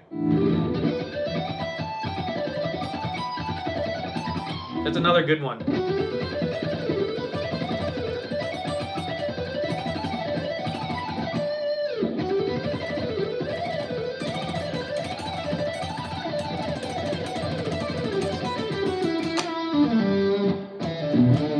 Proud of you for working on your album, man. Thank you, man. Appreciate it. I'm hoping. The reason it's taken this long is because I'm not going to put out something I'm not proud of. You know what I mean? It's like I'm not going to put out something that I think is bad. So if it comes out a little bit later, I think it's better. I like the sound more, less reverb, clearer. Oh, cool. I agree. I don't use as much delay as I used to because I just don't like. I just don't get a clear sound. Like I just like. Also, I just noticed like it hides more mistakes, and I just like try not to use it. So I've been like on point with my not using delay, but a little bit more reverb to give that effect. That see, it's there, kind of more Eric Johnson-y.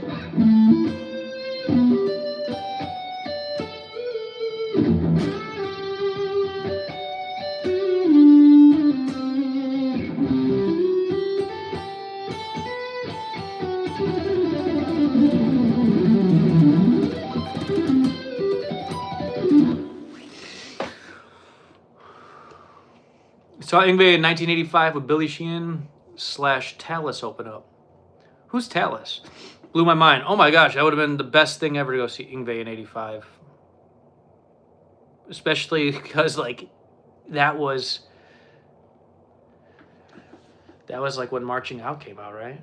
Or Rising Force. It's like it's when it all started for him, you know? And everyone, like he took over the guitar scene completely, single-handedly. Pick Attack sounds great. Thanks, dude. I should add Pick Attack to my videos. I should. I was thinking about it the other day. I was like, should I add the room mic or not? Because some people do that. Well, actually, not that many people do. I just know Rick Graham does it all the time. And you hear that loud picking when he's mixing it with the DAW audio, and the Pick Attack is just like literally.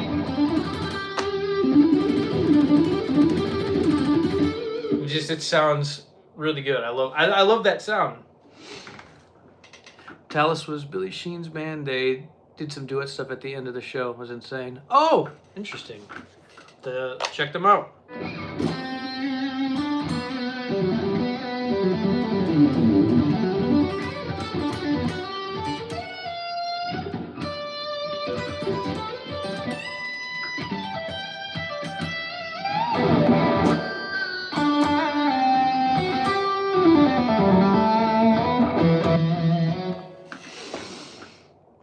How long have we been going for?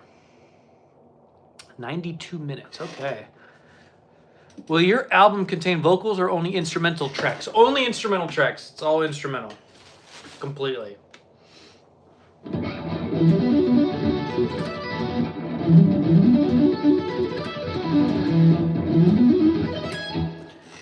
Are you using the polychrome DSP, polychrome stuff for the EP? Well, that's a good question. Yes, so far I have been.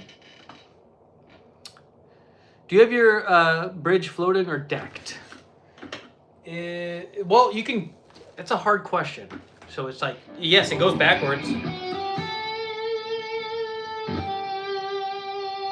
but it's not like, it don't look like it's floating. How about we just show you, right? See it? Just.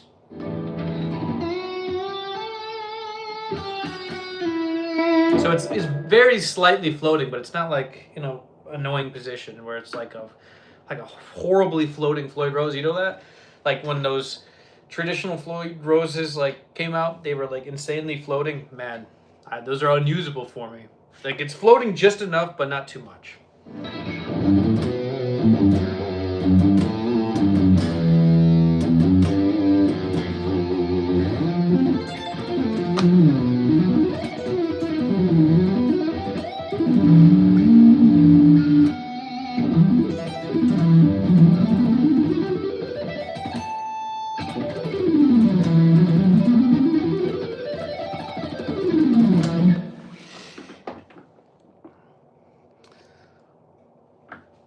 So what do you think the answer is? Is that is lightly floating, right? That's how I asked to get it set up. It's very slightly floating, just so you can do vibrato backwards.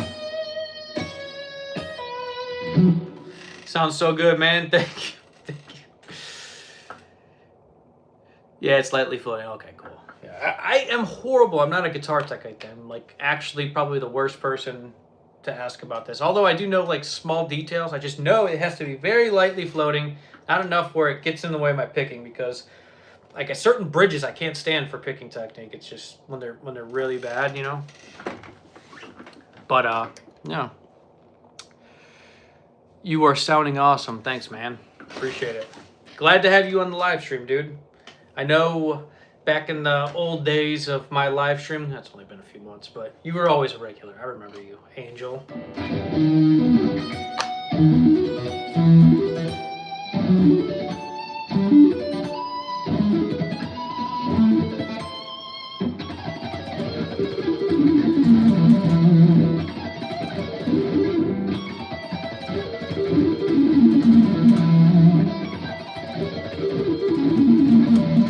That's insanely, almost inaudibly fast.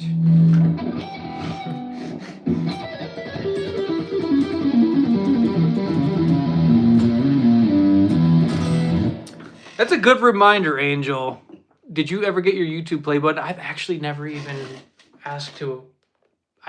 It's so deep in my emails that I have to search for that link to get it. I'm going to do that. I'm going to search for it. I never actually applied for it, I must admit.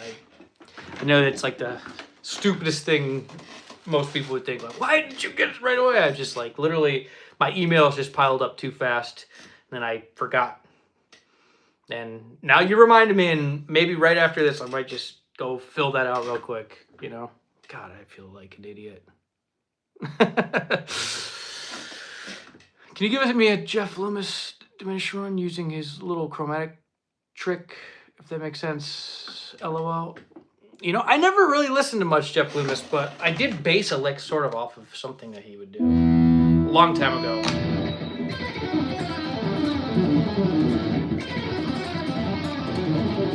I forgot. Yeah, I'm totally stupid.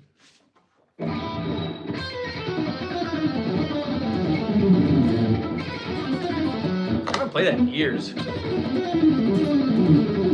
Yep, that's it. Hello. Something like, I mean, it's probably not even what he's playing, to be honest. I just heard him play something like that. I was like, oh, whatever. Let's try something along the lines of it. And yeah.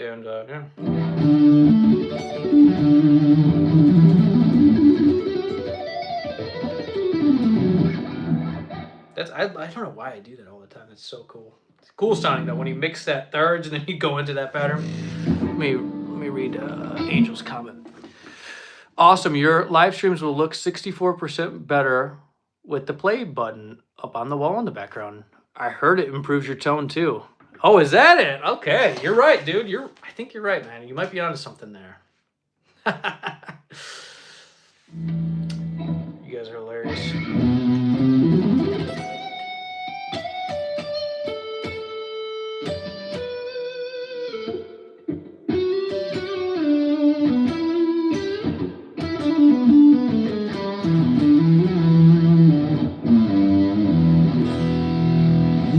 I don't know why. Have I been like literally playing E minor all night?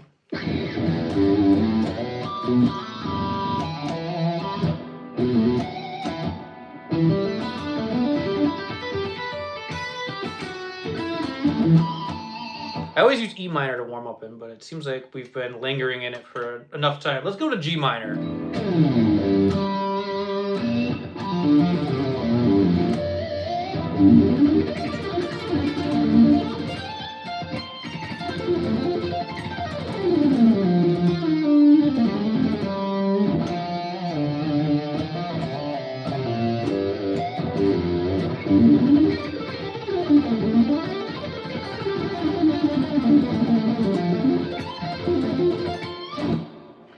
That's a reel. That's an Instagram reel right there. I'm just joking. I should be doing that though. I should totally clip some stuff up.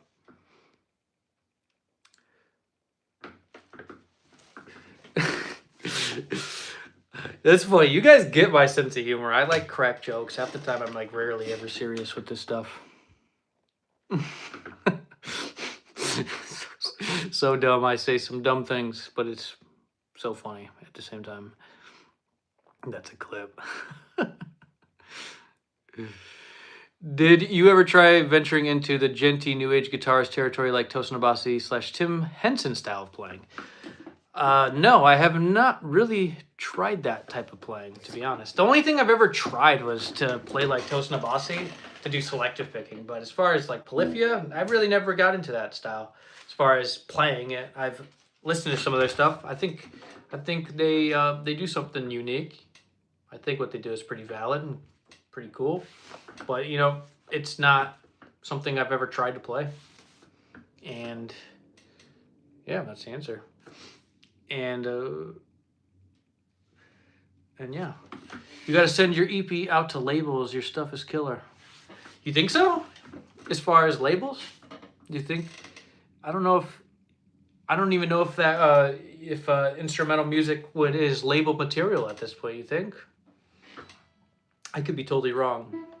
But yeah, the selective picking style, I tried that. But the Polyphia stuff, like that kind of thing, no, I have not tried that really. I mean, I've probably created some riffs here and there using that kind of thing, but it's not really in my immediate style, put it that way. But the selective picking, that's...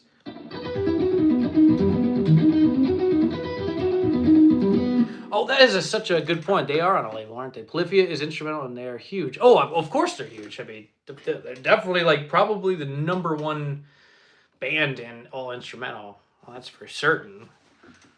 I mean, they're good. Very good production, very good stuff. I just have never learned it. But that is a good point. They are on a label, so that is just something to consider for sure. But yeah, what was I saying? I was saying something now I totally forgot. Oh, selective picking, right. If I roll down the volume, you can get that sound.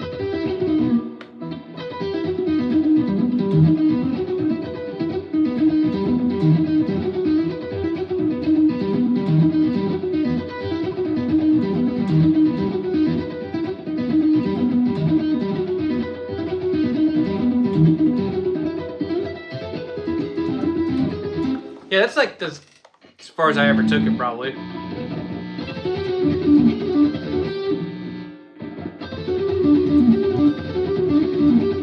I don't have the right tone for it right now. I know that sounds like the most annoying excuse everyone always says, but it's actually kind of true. Oh, that is actually totally true. There's definitely a large scene of instrumental stuff. Oh, I know. I'm not saying, I'm not arguing the how large it is. I didn't actually realize Intervals was on a label, or Plenty was on a label. No, I like Intervals, and I think Plenty's good too. But I like the album by Intervals, that one that has like all those colors on it. I think that's a good album. It's really good.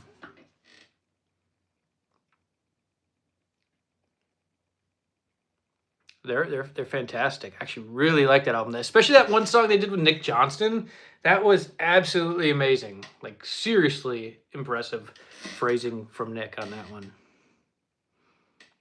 Wait, how do you do that? What, selective picking? Just pick a couple times, then hammer a couple times. Wow, that's a good way of putting it, huh?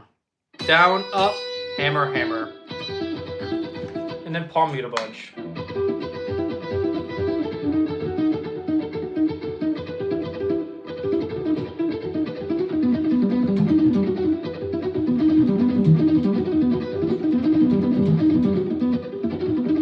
Probably like one of the few riffs I ever wrote with selective picking.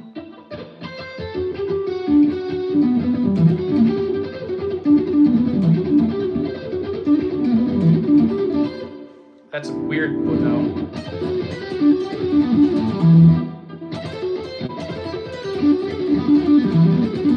Oh my gosh, it's atrociously hard. But the only way to really do that is with the banjo roll technique.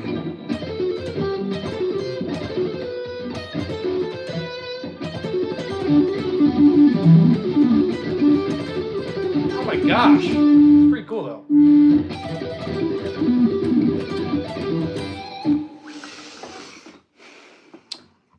Hello, sounds great. Thank you. Oh, gotcha. Yeah, it's a pretty unique technique, I think. I mean, it's pretty cool.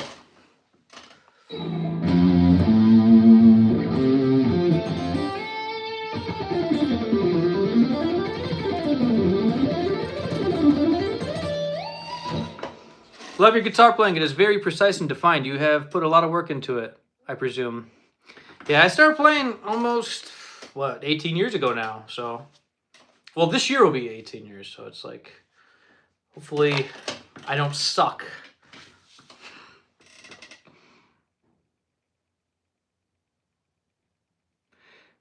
Have you ever got into bluegrass guitar? They have some crazy licks. I've never actually got, I mean, as far as play it, no. True, and you're like, Chris Thiel is a monster. I'm not familiar with him. Hopefully I don't suck. Kendall always finds like the funniest quote and then just puts it in the comments. It's totally golden.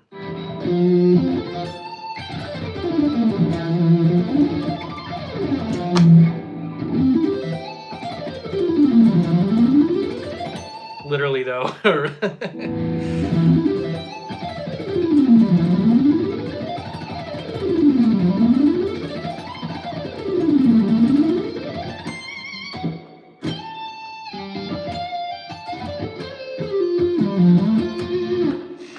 In my friends' live streams on Twitch, I do the same thing. Oh, do you? That's funny. Hilarious. Chris Thiel, however you pronounce it, is a mandolin player for Punch Brothers and Nickel Creek. Nickel Creek, my bad. He's a freak of nature. I'll have to check him out. I'll take your word for it. Or make a quote up. You're funny, dude.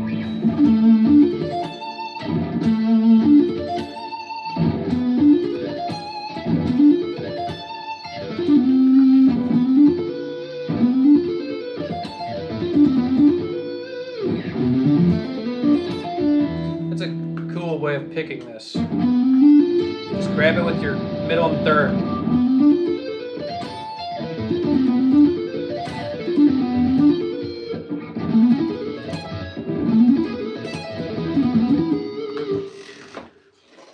I don't know how to play Caprice 24. Oh, I can kind of, but I'll probably embarrass myself if I play it.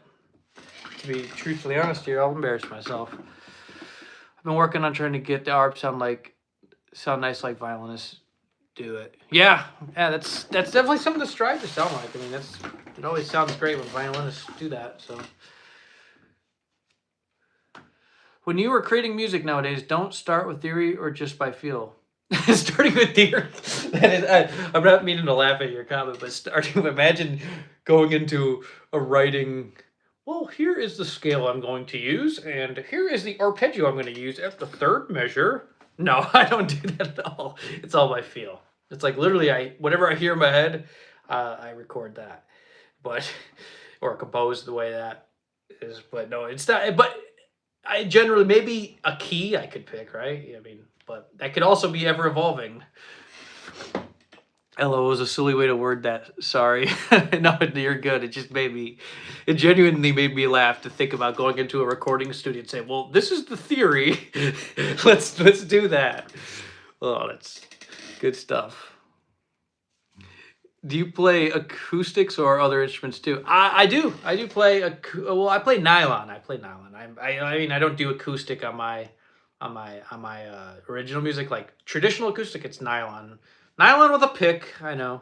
Not classical in the finger style kind of thing. Although I probably should be good at that. I mean, but you gotta pick a few things you're good at and roll with that. You can't be good at everything. You know what I mean? Malmsteen stuff, correct. Malmsteen stuff. That's the inspiration why I ever wanted a nylon. Straight up just Malmsteen. It's just.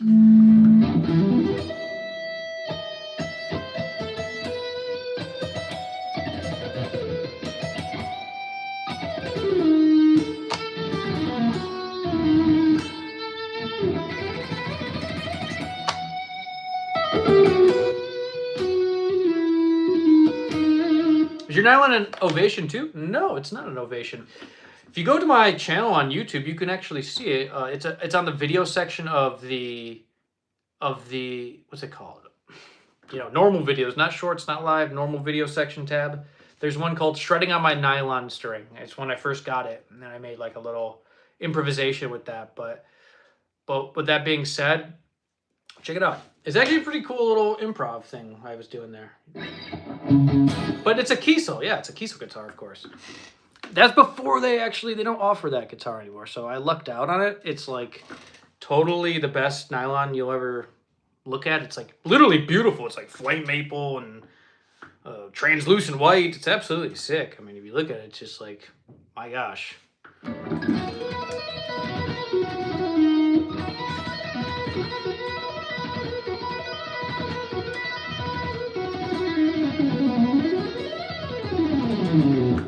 That's how you do all hammer legato, by the way. That's exactly the sort of, if you want to get it up to speed fast, you gotta kind of get into that feeling.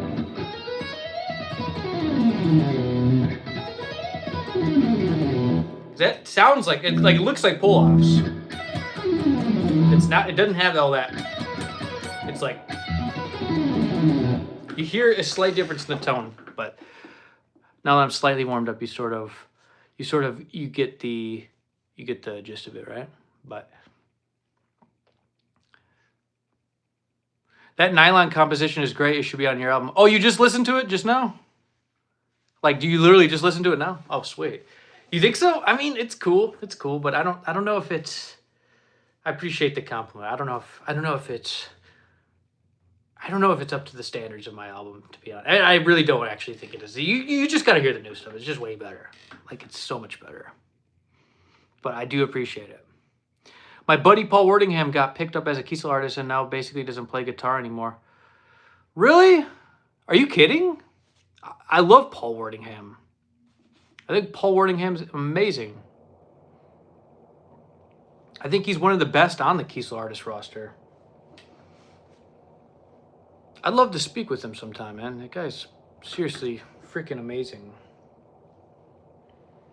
But yeah.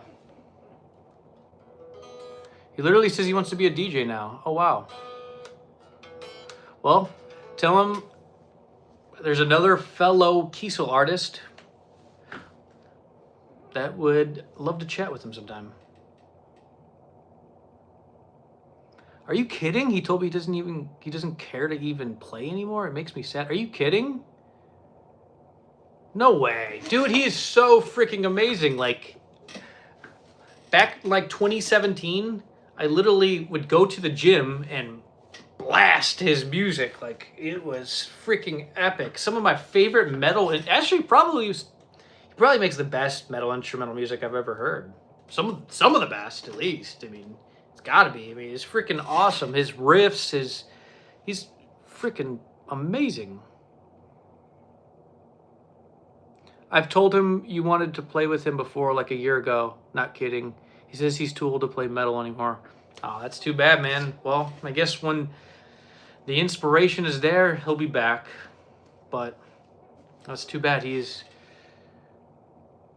I mean, it's obviously not true. I mean, of course. Yeah, keep telling him that. I mean, he needs to get back into it, man. He's got a lot going in that. Like, his actual production, all that stuff is he's beyond the skill. Beyond that skill level of most. Like, let's be completely honest.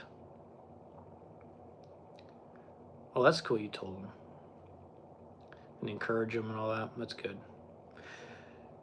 What picks do you use? I use Dunlop Flow 1.0s now. He's amazing, yeah. Do you know him personally, or just like online? Your sound is great. Do you use a compression to get this pop out? Do I? Yeah, I use a compressor, yeah. I'm sure you get asked this a lot. I'm sure you get asked this a lot. Man, I can't speak. But what gauge strings do you use? Your playing always looks like the least tension in your fingers of anyone I watch. Well, that's because I use 8 through 38. Yes, I do get asked it literally on a daily basis. I get emails. What string gauge do you use? It's all right. But at least you're here now asking. But yeah, it's 8 through 38, bro. You gotta be able to bend those strings.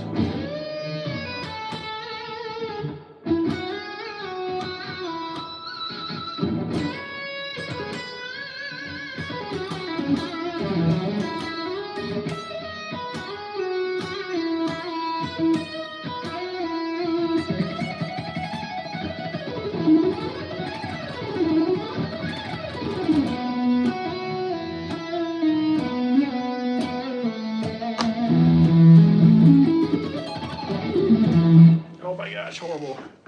Horribly sloppy. But man, that Paul Worthington, that makes me sad, literally.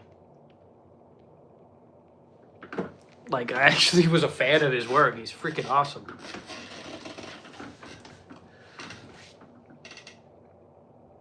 And I don't usually throw out endorsements like that too often. I mean, you can tell if I really like someone. It's just like, yeah, I really like his playing. Awesome, thank you. Awesome, thank you. I have a few with 8 through 38s and prefer the feel over 9s I grew up playing. Oh, for sure. I mean, I can't even play with 9s. I mean, it's like a joke compared to playing with 8s. The picking attack, all that stuff, it's just like, you need 8s if you want to play the scariest guitar.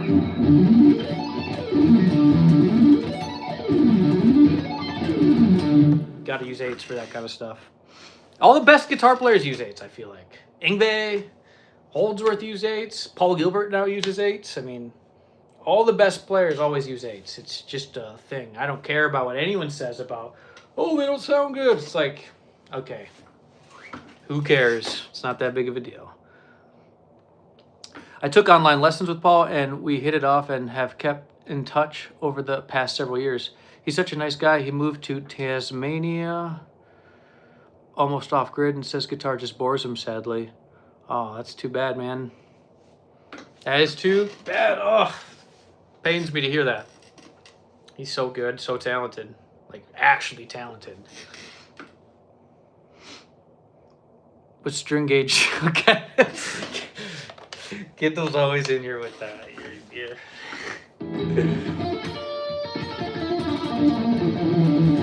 be funny. The next live stream I do, Kendall just shows up and says, "What string gauge do you use?" and then poses it as like not a troll question.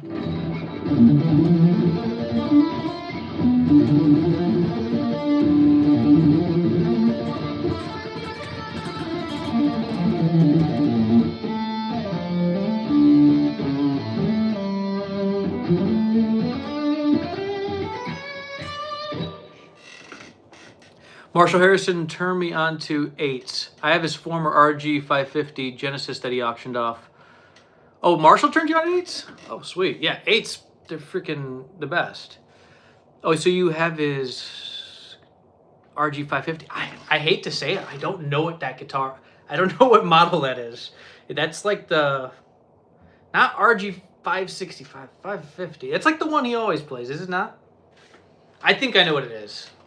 I'm not very good with Ibanez models. I never actually have been. I just always knew RG and Prestige. That's about as far as I recall Ibanez models. And there's always a bunch of numbers, and I never followed it that closely.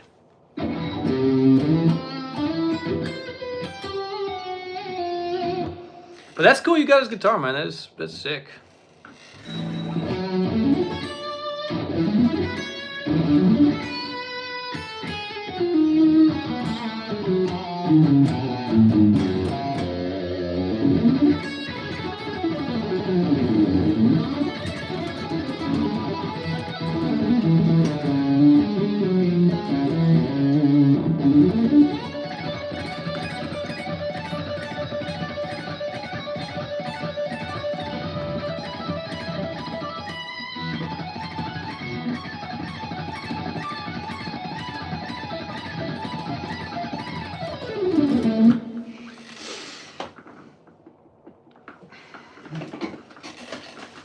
Yeah, bust that guitar out one of these days.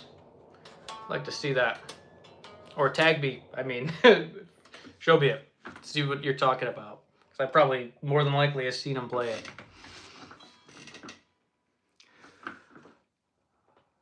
How does the Kiesel stack up against the old school Carvins? I never actually even played an old school Carvin, believe it or not. Well, actually, I might have. I saw one used at like a guitar store like a year ago, and I picked it up. I was like, oh, this thing's nice. But I don't have a lot of experience with Carvin. I just know Kiesel because I've been an artist for them for like 5 years. Very inspiring to know that you and all those other guys actually play 8s. I've been almost ashamed to admit it as if it's a weakness. Yeah, no, that's not a weakness at all. Those people, they want you to believe it's a weakness because they feel the same way. They just like want to, it's like ego to use 10s. It really is at the end of the day.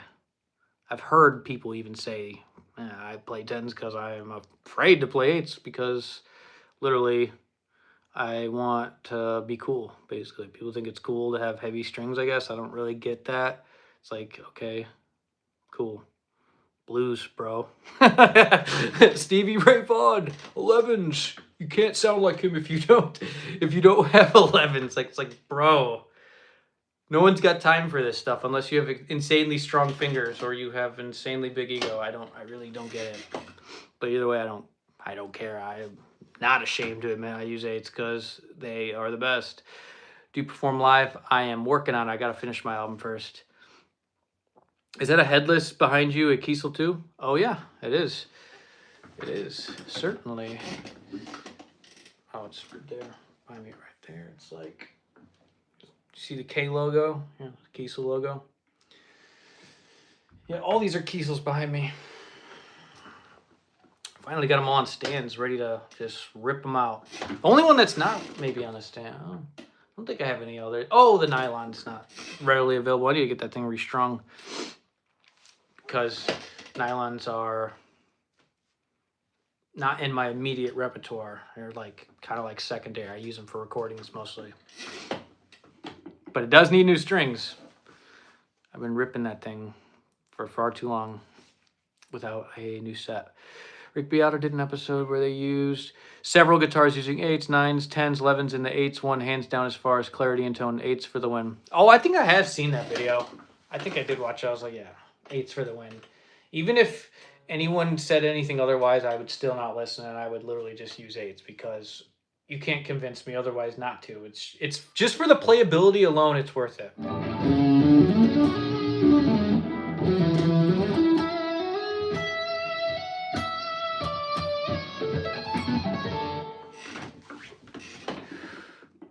Okay, will you be using real amps or software for your album tones? Right now, I've been just using plugins, but you know, maybe in the future I might try to venture out a little bit.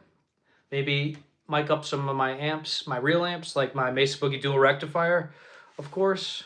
Got one of those. I got a Fryette. I don't know if you guys are familiar with Fryette, but they make really boutique amps. I got this Memphis amp that really has this sort of, not Fender, but it has more of like, it's based off of a Marshall and a Vox kind of in the middle. And that it's very creamy sounding. That's what I like about it. Very high-end stuff. How long have you been playing? I've been playing since August of 2008. So this August will be like, what, 18 years?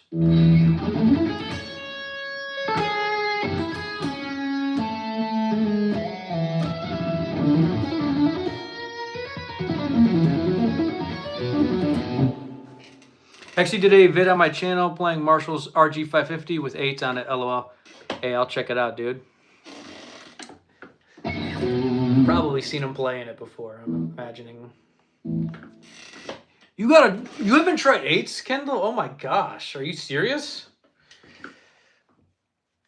You gotta be kidding. That's crazy. You gotta use them. They're so much better.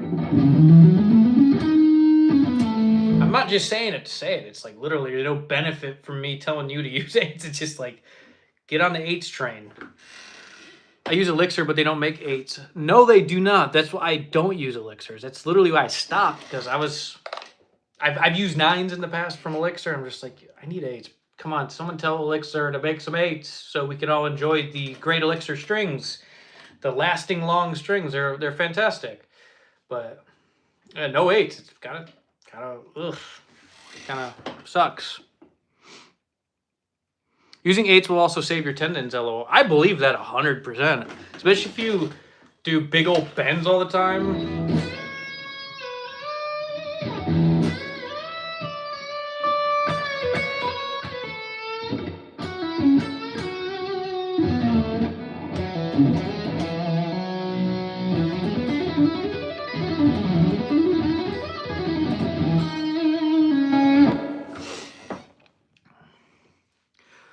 I love the slick feeling of Elixirs. Didn't know they don't have 8s. Yep, they do not. So that disqualifies Elixirs until they use 8s. Unless perhaps we tune a guitar down. So we could use the 9s from Elixirs as long as the guitar is in like D standard. That would be pretty good. But yeah, I can't use Elixirs in standard because, yeah, they don't make 8s. I don't know why they don't. I mean, that's just completely crazy. Someone start spamming Elixir's comment section. Make 8s. We love 8s. You probably have a customer for life. Oh, actually, I would start using those strings if they made 8s. Like, actually, I would literally use Elixirs if they made 8s because I've always loved them. They always had a nice slippery feel that was kind of cool. And 10s for lower tunings. Yeah, I mean, nah, I'm on 9s. Oh, okay. Well, that's not that. I mean, yeah, it's still not the same, though, to be honest. You got to get the 8s. Polywebs are my jam, especially with 50-plus guitars. Dang! Someone's got quite the collection.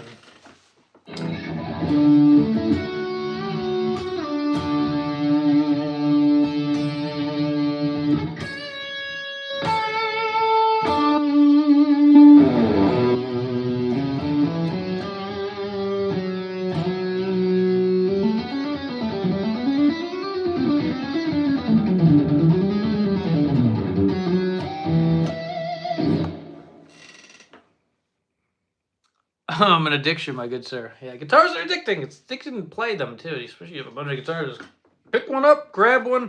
Oh, this one sounds good. Oh, the action's real low on this one. Oh, even better.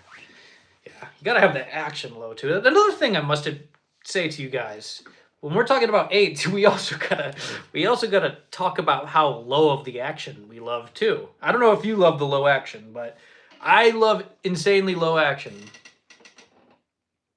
There we go. Look at how low that action is. It's as low as it goes without buzzing. it's amazing, especially for these kind of licks. I mean, high action is atrocious for that kind of stuff. How often do you do live chats? You're one of the sickest players I've seen. Saw you were live tonight by pure luck. Well, that is actually really good. Shout out to the YouTube algorithm. How often do I do live? Dude, this is like the first live I did since I was like looking at my YouTube. I was like, oh my gosh. I actually was like, did I really not go live for that long? So I was like, oh, I got to go live. It's like, I was going to say, oh, maybe I'll do it tomorrow. I was like, you know what? I'm going live right now.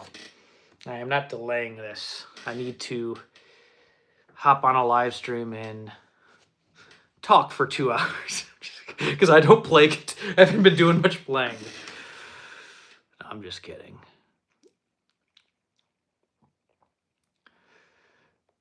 But yeah, we did some playing and some talking. I have to have my action as low as the neck will allow. Right? Exactly. As long as there's no fret buzz, then yes, low action's a must. For sure. Make 8s. We love 8s. Tell them, Kendall. But yeah, I haven't done a live in a while. I'm going to start doing them regularly, though, for sure. I think that's definitely a good idea. But with that being said, I think I'm going to get off of here in a few minutes. So if you have any last-minute questions, just feel free to ask. But I saw something else on here. Someone said, who was your guitar heroes? Growing up, it was Paul Gilbert, Yngwie Malmsteen, and Buckhead. Those are my 3 favorites as a kid. But now it has definitely changed. Nah, but it's not that I don't like those guys. It's just, actually, I still love those guys. My guitar heroes growing up are different now. Or they're just different than they used to be. How often should I start doing lives? You guys, once a week, you think? How often you guys willing to show up for one of these?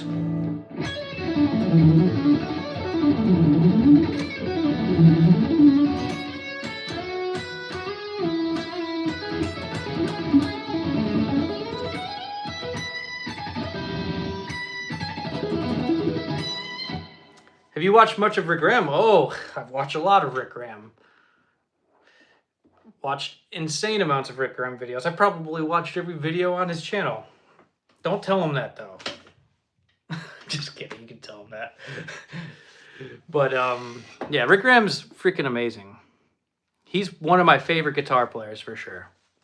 Him and Marshall Harrison, because you're the guy who has the Marshall Harrison Ibanez, right? Yeah, him and Marshall Harrison, literally love those guys. They're freaking amazing. It's so good to see you stream again tonight, man. I'd love sitting in 1 to 2 times a month. Okay, perfect. Works for me. But yeah, those guys are fantastic. But